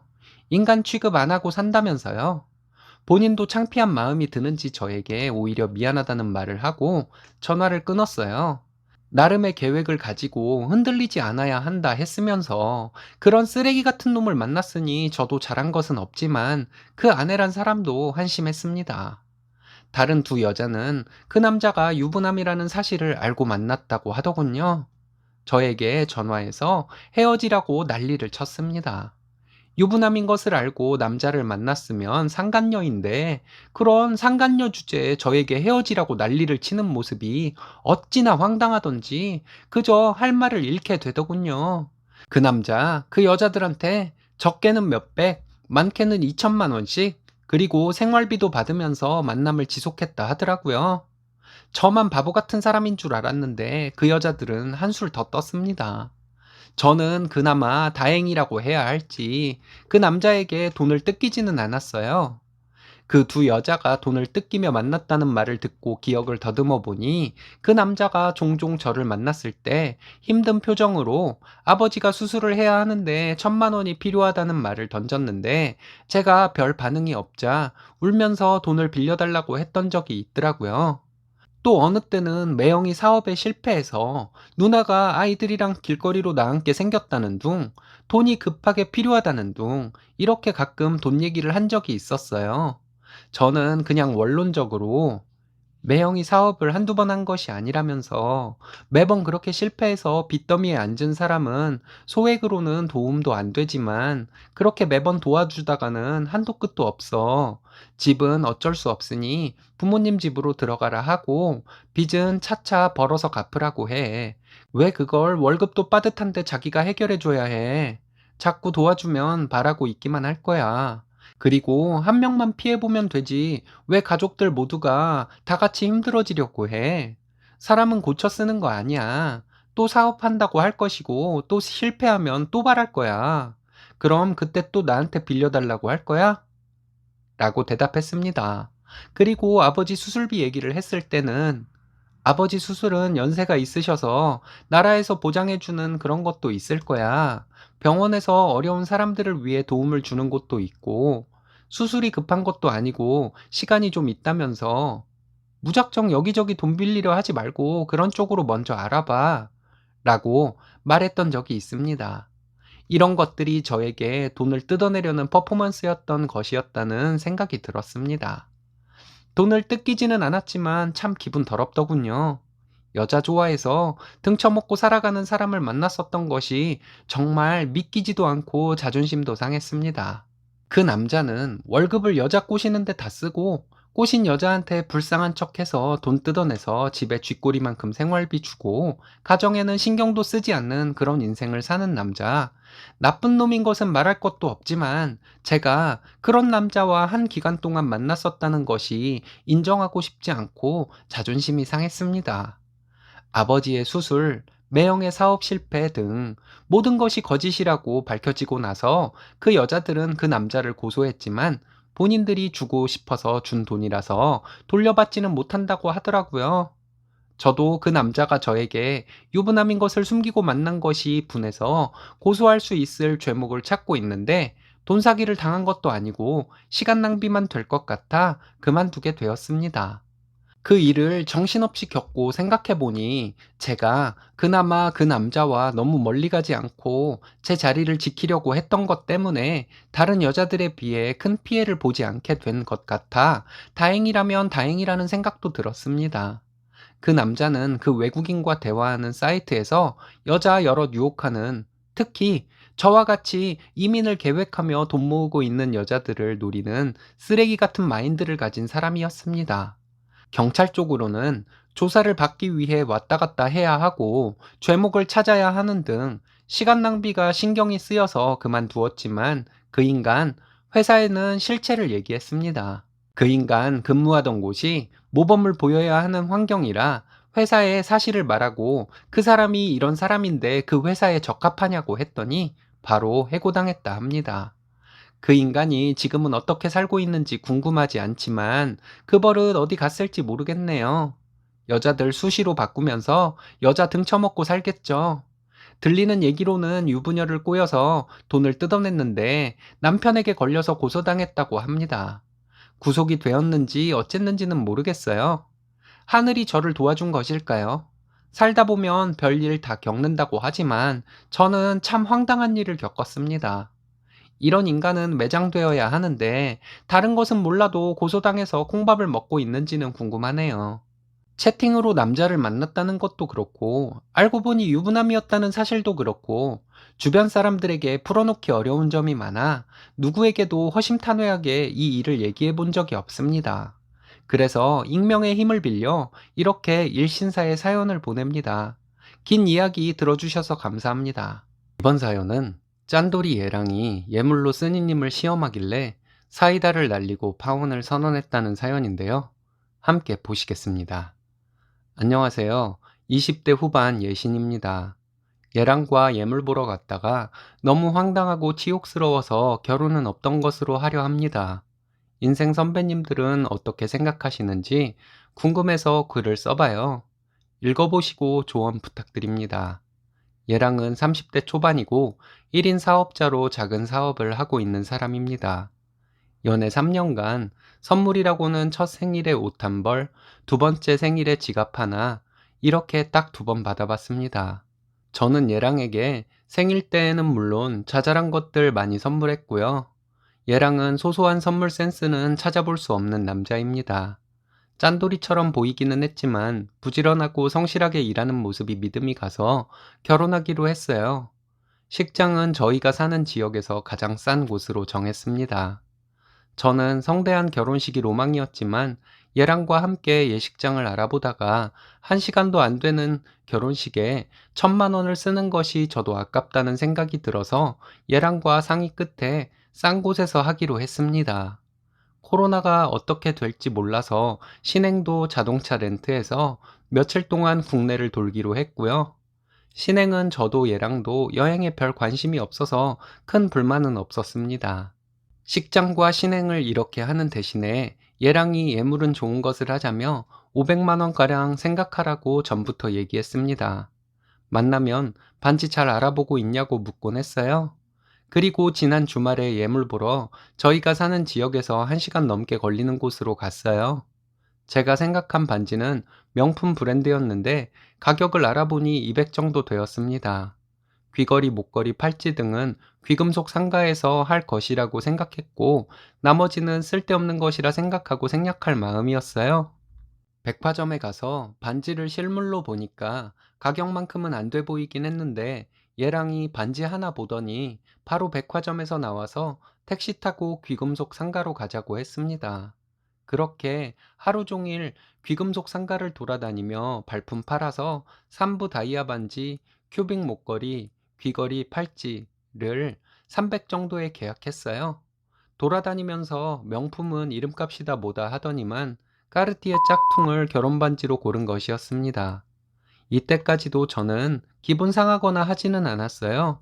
여기저기 다녀봤지만 디자인이나 다이아는 비슷해서 그냥 마음에 드는 다이아 반지 싸게 구입하는 것이 좋았습니다.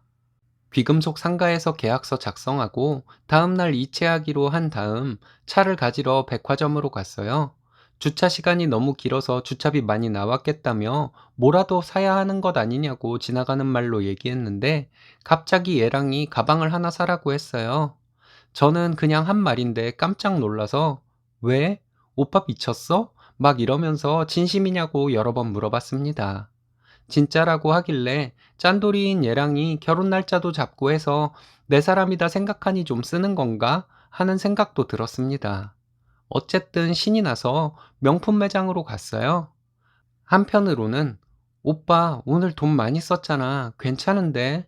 하고 싶은 마음이 들기도 했지만 처음 있는 일이라 신이 났습니다.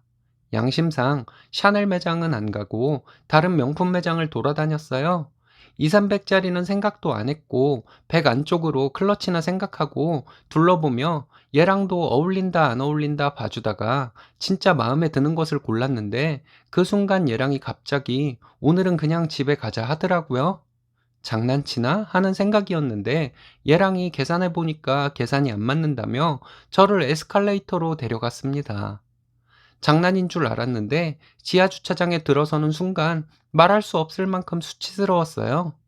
솔직히 가방이나 클러치 같은 것은 생각하지도 않았고 저에게 중요한 것도 아니었는데 얘랑이 이랬다 저랬다 하는 것에 정말 화가 났습니다. 차에서 얘랑에게 왜 이랬다 저랬다 했냐고 조심스럽게 물어봤더니 처음에는 통장 잔고가 안 될 것 같다고 하더라고요. 그게 말이 되냐고 계속 물어봤더니 얘랑은 글쎄 제가 어떻게 나오는지가 궁금했다고 하더군요. 얘랑이 또 하는 말이 오늘은 예물 해줬으니까 됐다고 가방은 다음에 사달라고 할 줄 알았다는 거예요. 제가 그 돈 아껴서 잘 살자 하는 말을 기대했었다고 하면서요. 내가 사달라고 조른 것도 아니고 100만 원으로 나를 떠봤다는 사실 자체가 기분 나쁘잖아요.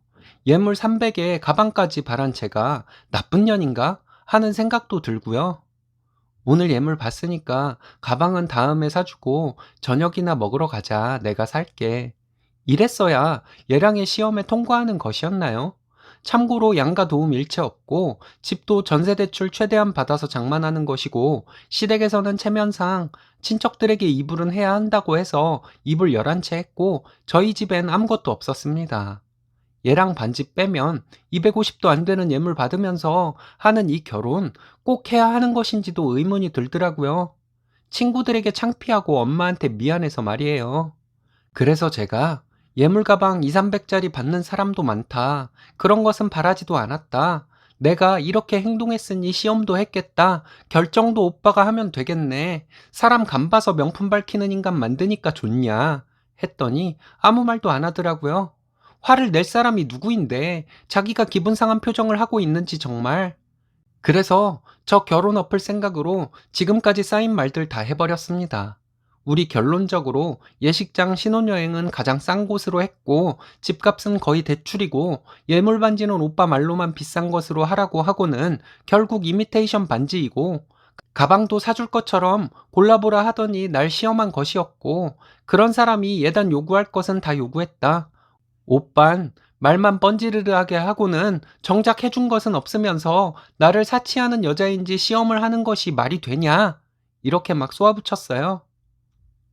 변명이든 뭐든 해줬으면 좋겠는데 무표정으로 운전만 하고 있더라고요. 더 화가 나서 나 남편에게 이런 대접 받고 살고 싶지 않다. 오빠가 결혼 전부터 이런 식인데 결혼해봐라. 돈 벌어다 줄 때마다 나를 간보고 눈치 보게 만들지 않겠냐. 사람 일은 몰라서 아이 낳고 내가 전업이 될 수도 있는데 아이랑 살면서 생활비 모자른 듯하게 주고도 남을 사람인데 아이와 내가 비참하게 될 것 같아. 이 결혼 없었던 것으로 하고 싶다. 이렇게 얘기했습니다. 얘랑은 갑자기 말 진짜 그렇게 할래? 이러는 거예요. 내가 못할 말 했냐고. 나 당장 여기서 내려달라고. 우린 여기서 끝이라고 하고 차에서 내려서 택시 타고 집에 왔어요. 그날부터 얘랑에게 전화가 몇 번 왔지만 안 받았습니다. 그리고 이제 끝이라고 문자 보냈어요.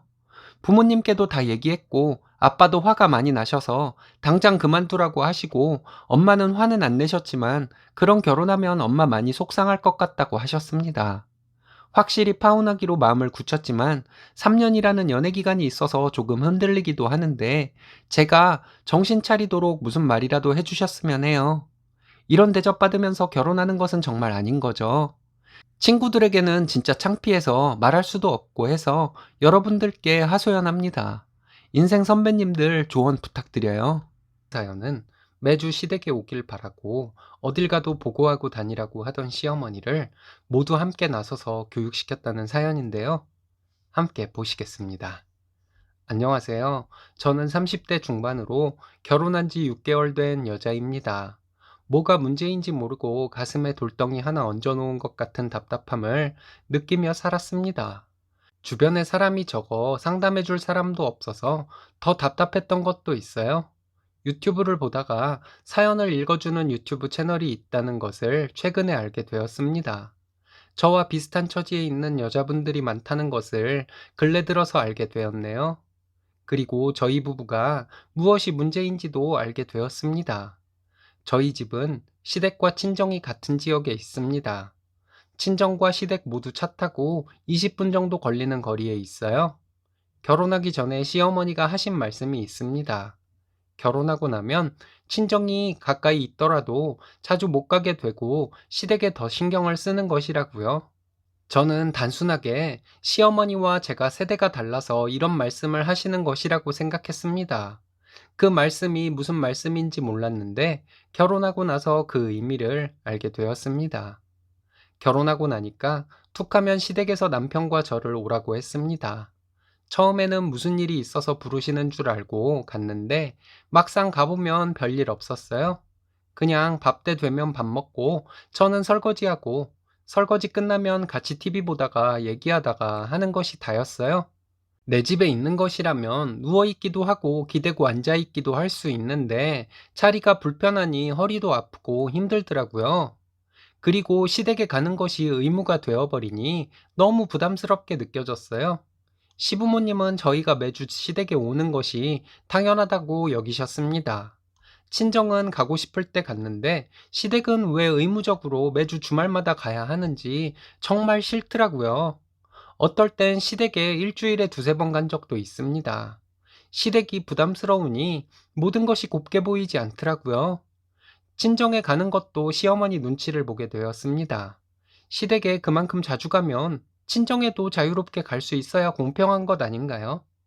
결혼한 지 얼마 안 되어 친정에 언니네가 온다고 해서 주말에 친정에 가게 되었습니다. 친정에 가고 있는데 시어머니 전화하셔서 어디냐고 하시길래 친정에 가고 있다고 했더니 그런 말을 해줘야지 하면서 엄청 화를 내시더라고요. 친정에 멀리 사는 언니네 가족이 온다고 해서 오랜만에 얼굴도 볼 겸 해서 가는 것이라고 해도 시어머니는 막무가내셨어요. 어딜 가면 간다고 말을 하고 가야 하는 것이라고 하시는데 저는 도무지 이해가 안 됐지만 알겠다고 했습니다. 그날 친정에서 저녁 먹고 집에 돌아왔는데 시어머니 전화하셔서 집에 왔으면 왔다고 전화를 해야지 전화 안 했다고 엄청 뭐라고 하셨어요. 이때 그냥 다 따질 걸 그랬다는 생각도 드네요. 우리 어른이고 결혼도 했는데 일일이 보고하고 다녀야 하는 것이 말이 되냐고요.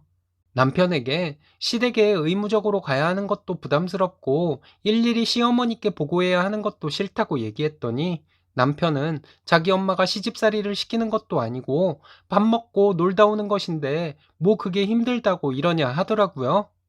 그리고 제가 시댁에 가면 기껏해야 설거지하는 것 말고는 힘들게 일하는 것도 없는데 뭘 그렇게 싫다고 하냐고. 우리는 신혼이니까 주말에 나가서 영화도 보고 외식도 하며 데이트를 하고 싶었습니다. 교회로 나가 수목원 같은 곳에서 커피 한 잔 마시고 싶기도 했어요. 아이 생기기 전에 이런 것들 해두자는 것인데 남편은 자기 집을 싫다는 식으로 말한 것만 기분 나쁘게 생각하는 것 같더군요. 결혼 전에 만나면 헤어지는 것이 너무 싫어서 결혼하면 헤어질 일 없어서 참 좋겠다 싶었는데 결혼해서 같이 살게 되니 제가 상상했던 것과는 많이 다르더라고요. 같이 출근하고 비슷하게 퇴근해서 들어와 밥 먹고 남편은 핸드폰 보고 저는 TV 좀 보다가 자고 오히려 연애 때보다 결혼 생활이 재미없다는 생각이 들었습니다. 이런 생활이 반복이 되면서 스킨십도 확 줄었고요. 결혼 전에는 그렇게 저를 못 살게 굴던 남편이었는데 숙박비만 한 달에 30만 원이 넘었거든요. 잡은 고기에 먹이 안 준다는 말이 맞는 것인지 관계를 자주 안 해서 불만이 있는 것은 아니지만 제가 기대했던 결혼 생활과 너무 달라 실망스럽기까지 했습니다. 닭이 먼저인지 달걀이 먼저인지 하는 생각도 들었어요. 이게 뭔 말이냐면 시댁이 부담스러우니까 결혼 생활에 대한 실망이 더 크게 느껴지는 것인지 신혼 생활에 대한 실망이 있다 보니 시댁이 더 부담스럽게 느껴지는 것인지 말이죠. 몇 달 되지 않아서 결혼은 현실이라는 말이 마음에 확 와닿았습니다. 몇십 년 결혼 생활을 한 것 같고 결혼을 왜 한 건지 회의감까지 들었어요. 남편과 얘기를 하는데 시댁을 뭐 더 많이 갈 수도 있지만 문제는 시어머니와 자기가 그것을 당연시 여기는 것이라고 말했습니다. 우리는 신혼이고 둘이 알콩달콩 사는 것이 가장 중요한 것이라고 생각한다고 그것이 효도인데 시댁에 자꾸 의무감으로 방문해야 하는 것 때문에 우리 관계도 나빠지려 한다 했어요. 남편은 시댁에 가서 힘든 일 하는 것도 없지 않냐는 말을 또 하더군요. 나는 시댁에 가면 설거지도 하고 과일도 깎고 커피도 타고 하는데 자기는 우리 집에 가면 주는 거 먹고 아무것도 안 하면서 불편해하지 않냐고 했더니 어느 정도 수긍을 하는 것 같더라고요. 그런 자리가 의무감까지 가져야 하는 것이 되면 못 견디게 부담스러운 것이라고 말했어요. 남편이 알겠다고 하더니 그 다음 주말부터는 돌잔치나 결혼식 같은 것들을 핑계대고 주말에 시댁에 안 가게 되었습니다. 그러다가 3주 만에 시댁에 갔는데 시어머니는 엄청 화가 난 표정이셨어요. 어딜 그렇게 다니느라 못 왔냐부터 시작해서 주말 이틀 중에서 하루는 일이 있으면 하루는 여기에 올 수 있는 것 아니냐고 하시면서 저희 둘을 혼내시는데 정말 싫더라고요. 시댁이 어렵긴 하지만 확실하게 얘기하지 않으면 평생 끌려다닐 것 같았습니다. 그래서 시어머니께 주말에 저희도 일이 있을 수도 있고 그냥 집에서 쉬고 싶을 수도 있는 것이니 오지 않는 것에 대해서 뭐라 하시지 말라고 말씀드렸습니다. 시어머니는 시댁이 먼 것도 아니고 와서 고생스럽게 일을 하는 것도 아닌데 못 온다는 것이 말이 되냐고 하셨어요. 오고 싶을 때 오면 더 자주 올 수 있지만 어머니 강요 때문에 오게 되면 더 오기가 싫어진다고 말했는데 신랑도 옆에서 거들더라고요. 자기도 주중에 일하느라 피곤해서 여기 잠깐이면 오는데도 너무 귀찮아서 발이 안 떨어질 때가 많다고요. 지금까지는 참고 왔는데 이젠 그냥 우리가 알아서 오도록 가만두시라고 말씀드렸습니다. 시어머니는 계속 고집을 부리시는데 시아버지께서도 애들 하고 싶은 대로 하게 둬야지 꼭 힘든 일 시키는 것이 시집살이가 아니라 이런 게 바로 시집살이라고 하시는데 제 생각을 한 방에 정리해 주신 것 같아 시아버지께 감사했습니다.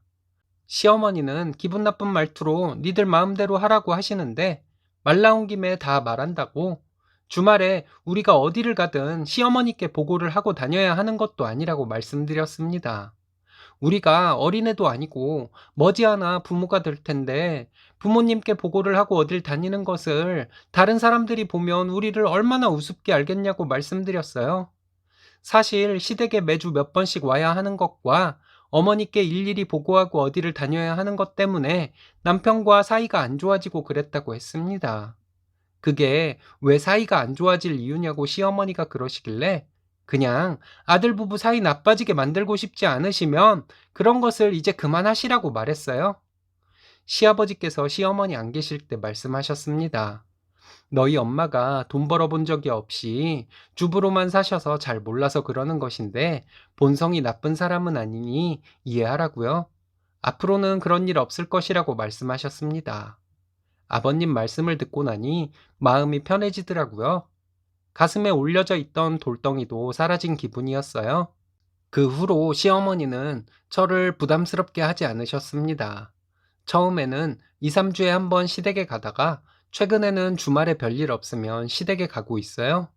웃기죠? 의무적으로 가야 한다고 생각할 때는 정말 가기 싫었는데 의무가 아닌 게 되니까 오히려 가게 되더라고요. 시댁에서 밥 먹고 나면 신랑이 자꾸 저보고 자라고 해서 잠도 자고 방에서 혼자 핸드폰도 하고 점점 시댁이 편한 곳이 되는 것 같아요. 시어머니도 며느리는 처음이라 배우고 계신 중이라고 생각합니다. 아무튼 시어머니가 변하니 시댁이 편하게 느껴지고 부부 사이도 더 좋아지고 있네요.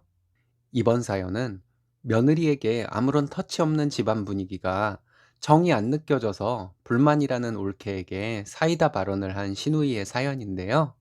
함께 보시겠습니다. 안녕하세요. 올케가 좀 답답하기도 하고 중간 역할을 못하는 남동생이 좀 한심하기도 해서 하소연이라도 하려고 글을 적습니다. 얼마 전에 올케에게 몇 마디 했는데 제가 시짜짓을 한 건 아닌지 많은 분들에게 판단을 받아보고 싶기도 하고요. 저는 아직 결혼을 안 한 직장인이고 남동생은 결혼을 했습니다. 처음에 올케가 저희 집에 인사를 왔을 때 그냥 무난한 사람이구나 했습니다. 남동생이 결혼 준비를 하면서 올케가 결혼 후부터 전업주부로 지낼 것이라고 했습니다. 저도 그렇고 저희 부모님도 그냥 그런가 보다 했고요. 남동생의 신혼집은 저희 부모님이 해주셨고 올케는 혼수를 해왔습니다. 그 외에 서로 주고받은 것은 결혼 반지 외에는 거의 없고요. 부모님은 저와 동생 이렇게 둘밖에 없는 자식 신혼집은 해주시겠다고 늘 말씀하셨었습니다. 그래서 실제로 남동생 결혼할 때 신혼집을 해주신 것이었고요. 남동생네는 결혼하고 6개월쯤 지나고 임신 사실을 알려왔습니다. 저희 가족 모두 너무 기뻤고요. 남동생도 행복해하는 것 같아서 다 좋았습니다.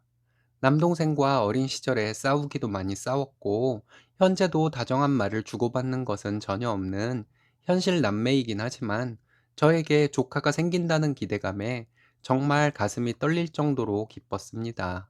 올케는 저희 집 분위기에 좀 불만을 가져왔나 봅니다. 저희 가족은 각자 플레이가 좀 강하다고 해야 하나요? 어렸을 때는 저희 집에 제사가 많았던 것으로 기억하는데 어느 땐가 아버지가 전부 정리하고 할아버지 할머니 제사만 지내기로 결정하셨습니다. 제사 음식을 할 때도 꼭 필요한 음식들만 아버지가 마트에 가셔서 직접 사오시고 제사를 빨리 끝낸 다음에 외식을 하자고 하십니다. 제사 지내고 나가서 부모님, 동생네 부부, 저 이렇게 외식을 하고 동생네는 곧바로 자기네 집으로 갑니다. 저희도 돌아와서 설거지나 뒷정리는 저와 엄마가 했죠. 명절에는 부모님 두 분이서 여행을 가시니 남동생은 당연히 처가에 가는 날로 알고 있더군요. 부모님은 자식들이나 며느리에게 자주 전화를 하지도 않습니다. 동생네가 저희 집에 자주 찾아오지도 않았고요. 동생네가 오면 반겨주기는 합니다. 엄마는 결혼한 동생을 남이라고 말할 정도였어요. 올케의 임신 소식을 듣고 저는 너무 기뻐서 동생에게 농담식으로 너 쓰지 말고 올케 갖다 주라고 말하며 100만 원을 주었습니다. 저희 부모님도 올케에게 축하한다고 제가 정확한 금액은 모르겠지만 용돈을 주신 것으로 알고 있습니다. 남매 사이에 각별한 정이 있는 것도 아니고 아직 올케의 뱃속에 있는 조카인데 제가 도대체 왜 그러는지 저도 모를 정도로 저는 조카바보인 것 같습니다. 올케가 보여주는 초음파 사진만 봐도 너무 귀엽고 예쁘다는 생각이 들어요. 엄마도 좋아하시긴 하지만 아빠도 저만큼 좋은 티를 내십니다. 벌써부터 아기용품이나 임산부에게 좋은 것만 보면 사고 싶어 하세요. 아빠 혼자서 딸이면 좋겠다고 설레고 계시더라고요. 얼마 전에 올케를 불러서 임산부에게 좋은 영양제를 선물하고 만난 김에 올케 먹고 싶은 거 사주겠다고 둘이서 만났습니다. 밥을 먹는데 올케가 그러더군요. 친구들 시댁은 안 그러는데 저희 집이 너무 정이 없다고요. 무슨 말인지 자세히 들어보니 다른 시댁은 시어머니가 축하한다고 잔치를 해주는 집도 있고 전화도 자주 하고 신랑에게 전화해서 며느리 잘 챙겨주라고 채근도 한다던데 우리 집은 딸랑 돈 주고 끄신 것이 불만이라는 얘기였습니다. 올케가 그런 생각이 들 수도 있겠다는 생각이 들어서 제가 저희 집에 대해 변명 아닌 변명을 했는데요.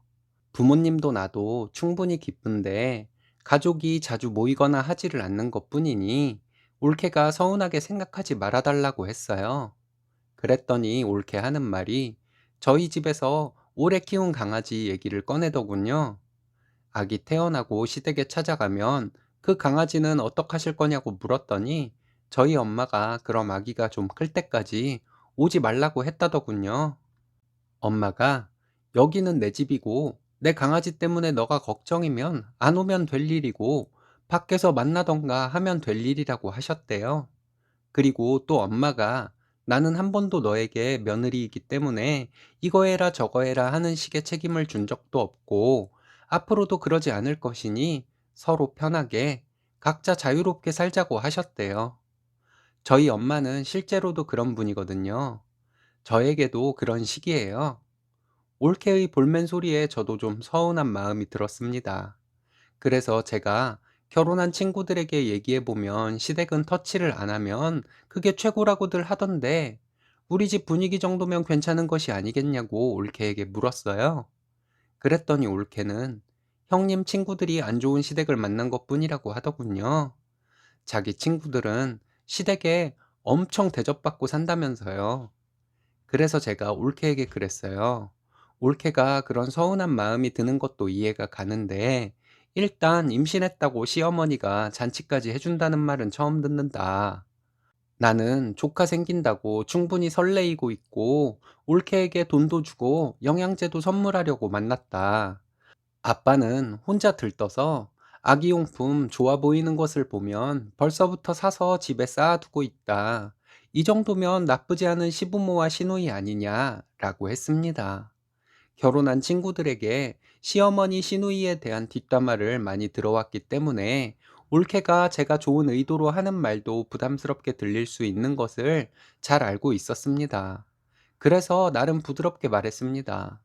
제 말에 올케는 그래도 이렇게 정이 느껴지지 않는 것은 아니라는 생각이 든다고 하더군요. 그럼 올케가 전업이라고 매주 주말마다 집에 불러들여서 음식 해먹고 수시로 우리 엄마가 올케네 찾아가서 대접받고 오면 정이 느껴지겠냐고 했습니다. 그리고 올케가 매일 시어머니에게 아침에 안부 전화, 저녁에 하루 일과를 보고하는 전화를 하도록 했어야 가족의 정을 느꼈을 것이냐고 했습니다. 그러다 하루 전화 빠뜨리면 전화 안 했다고 난리쳐주고 전화 안 받으면 우리 엄마가 1시간 이내로 올케네 집에 출동해 주면 정을 느끼겠냐고 했습니다. 올케는 제가 너무 극단적인 예를 든다고 하더군요. 그럼 우리가 주말에 우리 집이든 올케네 집이든 모이게 되면 나는 거의 없을 텐데 음식을 하거나 뒷정리를 하거나 하는 일은 누가 하게 될 것 같냐고 물어봤어요. 엄마와 동생도 올케와 함께 하긴 하겠지만 그 시간 동안 올케가 자유시간을 뺏기는 것인데 부담 가지 않겠냐고 물어봤습니다. 그랬더니 올케는 아무 말 없이 표정도 별로더군요. 오늘 올케에게 선물도 주고 여자끼리 수다 떨면서 식사하려고 만났는데 생각대로 되지 않아 나도 기분 별로라고 얘기했습니다. 올케가 동생과 결혼한 지 좀 되긴 했지만 올케 말대로 서로 부대끼는 시간을 많이 가지지 않아서 서로 적응하고 서로 맞춰갈 시간이 부족했던 것으로 생각된다고 했습니다. 오늘 일은 서로 서운하게만 생각할 것이 아니라 서로 맞춰가는 과정이라 생각하자고 했어요. 올케는 저와 헤어질 때까지 표정이 안 좋더군요. 저는 그래도 최대한 웃으면서 있다가 웃으면서 올케와 헤어졌습니다. 집에 왔더니 진 빠지더군요. 제가 그날 올케에게 했던 말들 중에서 시누이가 시집살이 시키는 듯한 말은 없었는지 되짚어 보느라 머리도 아팠고요. 여러분들이 보시기에는 어떠신가요? 최대한 있는 그대로 적었습니다. 제가 한 말과 행동이 시누이집 같은 것인가요? 머리가 좀 복잡하네요. 이번 사연은 자기 동생 결혼식에 쓰니님을 부려먹으려다 거절하니 비아냥거리던 새언니를 응징했다는 시누이의 사연인데요. 함께 보시겠습니다. 안녕하세요. 저는 29세 직장 다니는 미혼 여자입니다. 결혼한 오빠가 하나 있어요. 새언니의 여동생을 사돈처녀라고 하는 건 맞죠? 그 사돈처녀가 결혼 날짜를 잡았다 합니다. 제가 대학에서 그래픽을 전공했고 전공을 살려서 취업을 해서 일하고 있습니다. 직장인은 누구나 다 힘들고 스트레스 받겠죠? 다른 직종도 물론 야근도 많고 힘드시겠지만 제가 하는 일은 하루 종일 컴퓨터 앞에서 미세한 부분까지 수정과 보정을 하는 일이고 손 많이 가는 일거리가 많아 야근을 밥 먹듯이 합니다. 그런데 저에게 새언니가 얼마 전 사돈처녀의 청첩장 웨딩 영상 등을 해달라고 했습니다. 저의 전공과 직업이 그쪽이다 보니 포토샵이나 일러스트는 익숙해요. 그래서 오빠가 결혼할 때 제가 청첩장 디자인, 웨딩 영상을 만들어주고 웨딩 스냅샷도 촬영과 보정까지 다 해줬어요. 제가 몇 번이고 수정을 해서 오빠와 새언니가 마음에 들 때까지 해주니 오빠와 새언니가 참 좋아했어요. 오빠는 저와 7살 차이가 나요.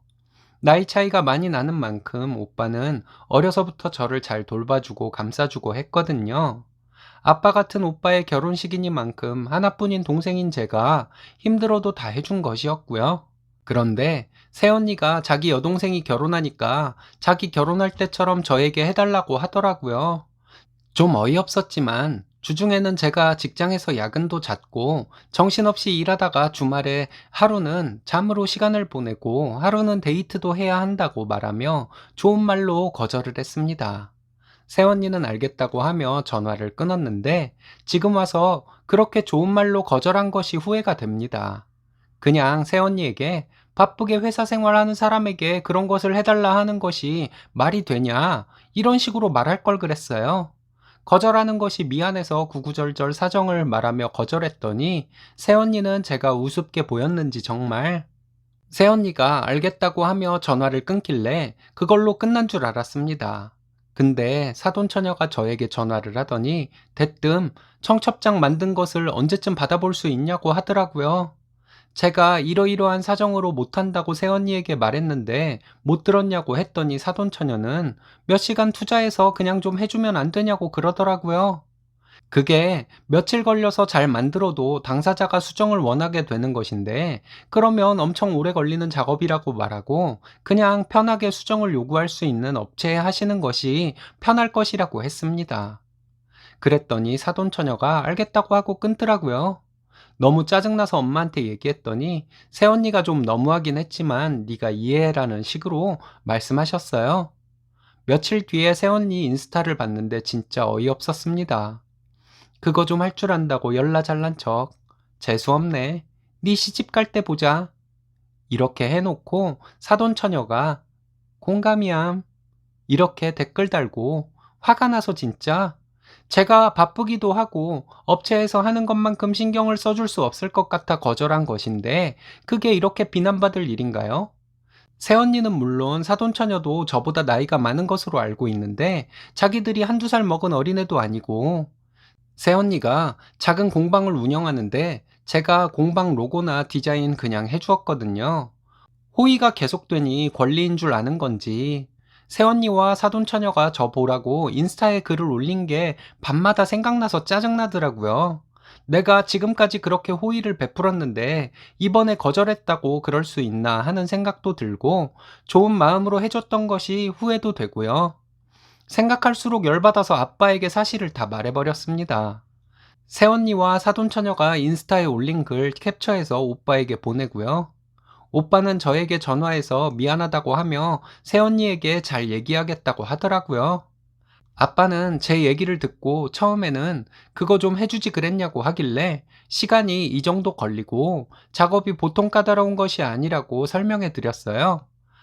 아빠는 그런 것을 몰라도 젊은 사람들은 다 알고 있는 사실이라고 말하고 그래서 거절한 것인데 새언니는 뻔히 알면서 새언니뿐만 아니라 사돈처녀까지 나서서 나를 비꼬고 있다고 말했습니다. 아빠도 좀 화가 나신 것 같았는데 더 이상 말씀은 안 하시더라고요. 그리고 며칠 뒤에 새언니에게 전화가 왔습니다. 제가 오해를 하고 있는 것이라고 하더니 자기가 올린 것은 저를 비방한 것이 아니고 아이 친구 엄마를 비방한 것이라고 하더라고요. 이게 말이 되나요? 어이없어서 정말. 그래서 제가 그게 말이 되냐고 아이 친구 엄마를 비방한 글에 언니의 동생은 왜 공감한다고 댓글을 달았냐고 그건 분명 나를 비방한 것이라고 말했습니다. 그래도 새언니는 오해라고 하면서 저에게 무슨 자격지심 있냐고 묻더군요. 진짜 새언니고 뭐고 욕 나오려는데 내가 오빠와 언니 결혼할 때 해준 것들은 우리 언니라고 생각해서 힘들어도 해준 것인데 그걸 언니의 동생까지 해줘야 하는 것이냐 했습니다. 내가 결혼할 때 보자고 했는데 내가 언제 결혼할지 모르겠지만 나 결혼할 때 내가 언니에게 해준 것만큼 언니가 나에게 해줄 것이라 믿는다고 말했어요. 그리고 오빠가 아무리 언니를 사랑해도 나를 이렇게 무시하는데 그냥 넘어갈 것 같냐고 했더니 그럼 오빠가 어떻게 할 것 같냐고 비아냥대더라고요. 두고 보면 알 것이라고 했습니다.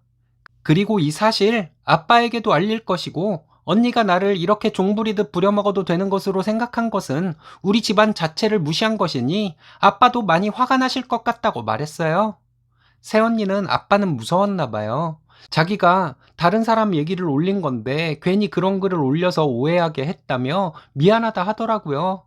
계속 비아냥거려 보지 왜 안 어울리게 태도를 바꾸냐고 아빠는 무섭냐고 했더니 그게 아니고 계속 오해라고 하는데 더 화가 나더라고요. 결혼할 때 몸만 와서 아빠가 공방도 차려주고 다 해주고 나는 나대로 여러 가지 해줬더니 우리 집이 언니한테 우습게 보였나 보다고 했습니다. 처음부터 시누이 짓이나 할 걸 그랬다고 후회된다고 했어요. 앞으로 시누이 짓 좀 해줄 테니 기대하라고 했습니다. 아빠가 평소에는 순해 보여도 아닌 것은 아닌 분이니 언니 공방 차리는데 준 돈부터 아빠에게 돌려드려야 할 것이라고 했어요. 새언니 공방은 저희 부모님이 차려주신 것이거든요. 새언니는 또 미안하다고 하더니 자기 동생도 저에게 전화해서 사과하라고 하겠다 하더군요. 지금까지 실컷 비아냥대놓고 이제 와서 사과는 무슨 사과냐고 됐다고 했습니다. 새언니나 사돈처녀나 어려운 가정 환경에서 자라서 그것밖에 안 되는 사람들이라서 그런 것이라고 이해하겠다 했어요.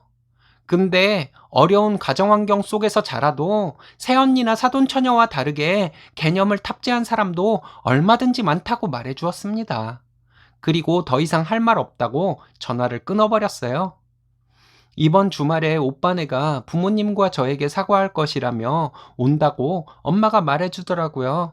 근데 저는 아직 화가 덜 풀려서 사과 안 받고 싶어요. 새언니가 사과를 해도 좋은 소리 못 해줄 것 같고, 사과하러 온 사람에게 나쁘게 말하면 저만 또 나쁜 사람 될 것 같아서요. 제가 새언니에게 전화로 그렇게 말하고 나니 좀 시원하더라고요. 주말에 새언니가 사과하면 뭐라고 해야 할까요? 생각 같아서는 오빠와 새언니가 저희 집에 올 시간에 밖에 나가 있고 싶은데 그래도 되겠죠? 머리가 좀 복잡하네요. 제 이야기 들어주셔서 감사합니다. 이번 사연은 9살 많은 신랑과 결혼해서 잘 살고 있는 쓰니님을 건드리다가 많은 사람들 앞에서 개망신을 당한 못된 시누이에 대한 얘기인데요. 함께 보시겠습니다. 안녕하세요. 결혼 3년 차 워킹맘입니다. 나이는 38살이고 신랑은 47살이에요. 신랑 나이 40에 만나 연애를 시작했고 저 35, 신랑 44세 결혼했습니다. 나이 차이 많이 난다고 저희 집에서 반대가 좀 있었지만 신랑의 자상한 배려심에 반해 결혼을 밀어붙였어요. 신랑은 대기업 다니고 저는 중소기업 다니고 있습니다. 친정이 시댁보다 넉넉해서 집값, 혼수 등은 저희 쪽에서 더 많이 했습니다. 나이, 학벌, 능력 이런 거 따지지 않고 좀 더 넉넉한 쪽에서 더 하고 둘이 잘 살면 되는 줄 알았죠. 35살이나 먹고 하는 결혼이지만 제가 좀 순진했나 봐요. 신랑은 3살 많은 누나가 있습니다. 시부모님은 좋은 분들이신데 신우 때문에 괴로운 날들이 많았어요. 신우와는 상견례 때부터 삐걱거리기 시작했습니다. 연애 때부터 지금까지도 신랑은 저를 물고 빨고 하는 사람이에요. 사람들 있는 곳에서도 애정 표현을 하는 것은 좀 저도 그렇긴 하지만 솔직히 남편 사랑 많이 받고 사는 것은 자랑할 만한 것이기도 하잖아요. 게다가 나이도 있는데 밤에는 남편으로서 본분을 잘도 지킵니다. 자기가 무슨 20대인 줄 알아요. 암튼 신랑은 상견례 때도 시댁 식구들 보기 민망할 정도로 저에게 껌뻑 죽는 것 같은 행동을 했습니다. 시부모님도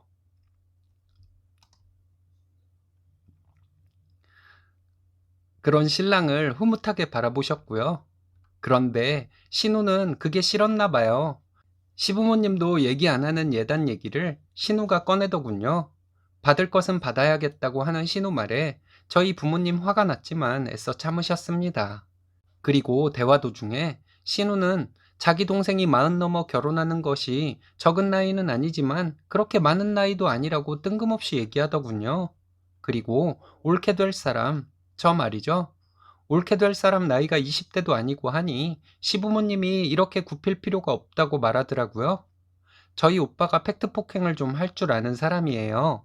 신우는 물론 신랑보다도 저희 오빠가 한참 어린데 상견례 자리에서 신우 말이 많이 거슬렸나 보더라고요. 오빠가 신우에게 사돈은 연예인들이 뻑하면 띠동갑이랑 결혼하니까 9살 차이가 우스운가 봐요. 땡서방 아이 나서 아이가 고등학교 가면 환갑인 건 알고 계세요? 아니면 동생이 44인데 20대 후반이나 30대 초반을 기대하셨나요? 그럼 사돈 남편 되시는 분은 지금 60대신가요? 라고 말했습니다. 저는 속으로 너무 시원한데 저희 부모님은 오빠 옆구리 찔러가면서 말리셨어요. 그 뒤로는 양가 부모님끼리 대화 잘 나누시다가 상견례 자리가 끝났습니다. 결혼하고 나서도 신우는 은근히 저를 무시하려고 노력했어요. 사연글 보면 시어머니의 전화 강요 때문에 스트레스 받는다는 분들 많잖아요. 저는 신우에게 전화 강요를 받았네요. 신혼여행 다녀온 지 얼마 안 됐을 때 신우가 저에게 전화해서 자기 부모님에게 전화를 몇 번이나 하고 있냐고 물어봤습니다. 일주일에 2번 정도 한다고 했더니 며느리가 그게 뭐냐고 하면서 하루에 한 번은 전화를 해야 한다고 하더군요.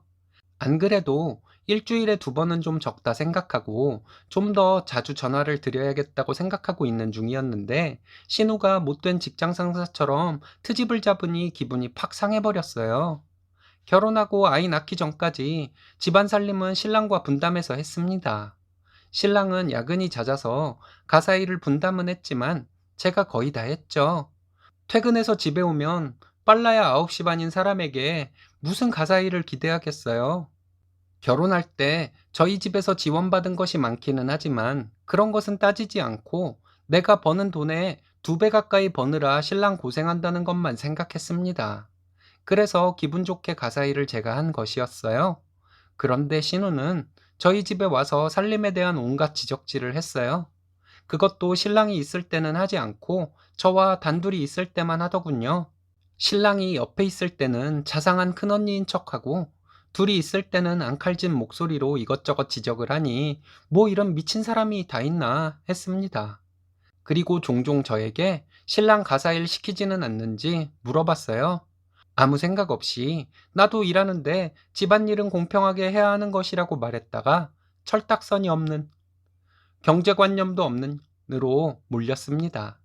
신우 말은 신랑이 저보다 돈을 훨씬 많이 버는데 어떻게 양심도 없이 맞벌이라고 집안일을 시킬 수 있느냐는 것이었어요. 육아휴직을 하고 아이 낳은 후에는 정말 가관이었어요. 첫 아이라서 아무것도 모르고 정신없이 아이를 돌보며 살고 있는데 시어머니께서 신우에게 저희 집에 가서 집안일도 좀 해주고 그러라고 시키셨나 봐요. 시댁이 멀어서 그렇지 가까웠으면 시어머니께서 와서 돌봐주셨을 것 같아요. 도와준다고 와서 신우이는 내내 지적질만 하다 갔습니다. 아이 때문에 집안이 정리도 안 돼 있고 어쩔 때는 설거지거리가 싱크대에 있기도 했는데 그런 것들 빨리빨리 안 치우고 집에서 뭐 하냐고 하는데 신우에게 당장 꺼지라고 말하고 싶은 때가 한두 번이 아니었어요. 신랑에게 말해서 친정엄마가 와서 도와주신다고 신우에게 저희 집에 올 필요 없다고 말해달라 해서 신우가 안 오게 되었습니다. 신랑과 신우 사이를 이간질하는 사람이 될까봐 신우의 만행을 신랑에게 터놓고 얘기하지 못하고 살았어요. 신우 말고는 다른 문제가 없었기도 했고요. 얼마 전에 저희 아이 두돌이라고 시댁 식구들 저희 집에 모였을 때 일이 터졌네요. 몇 가지 음식은 제가 했어요. 그리고 배달 음식도 좀 시켜서 차리면 되겠다고 생각했습니다. 그리고 시댁 식구들 모두 와서 식사를 하는 중이었는데 시어머니께서 애 보느라 힘든데 뭘 이렇게 집에서 음식을 차렸냐고 나가서 먹을 걸 그랬다고 말씀하셨어요. 신우는 이때다 싶었는지 엄마, 얘가 음식한 거 별로 없어. 이거 다 배달시킨 거야. 라고 말하더군요.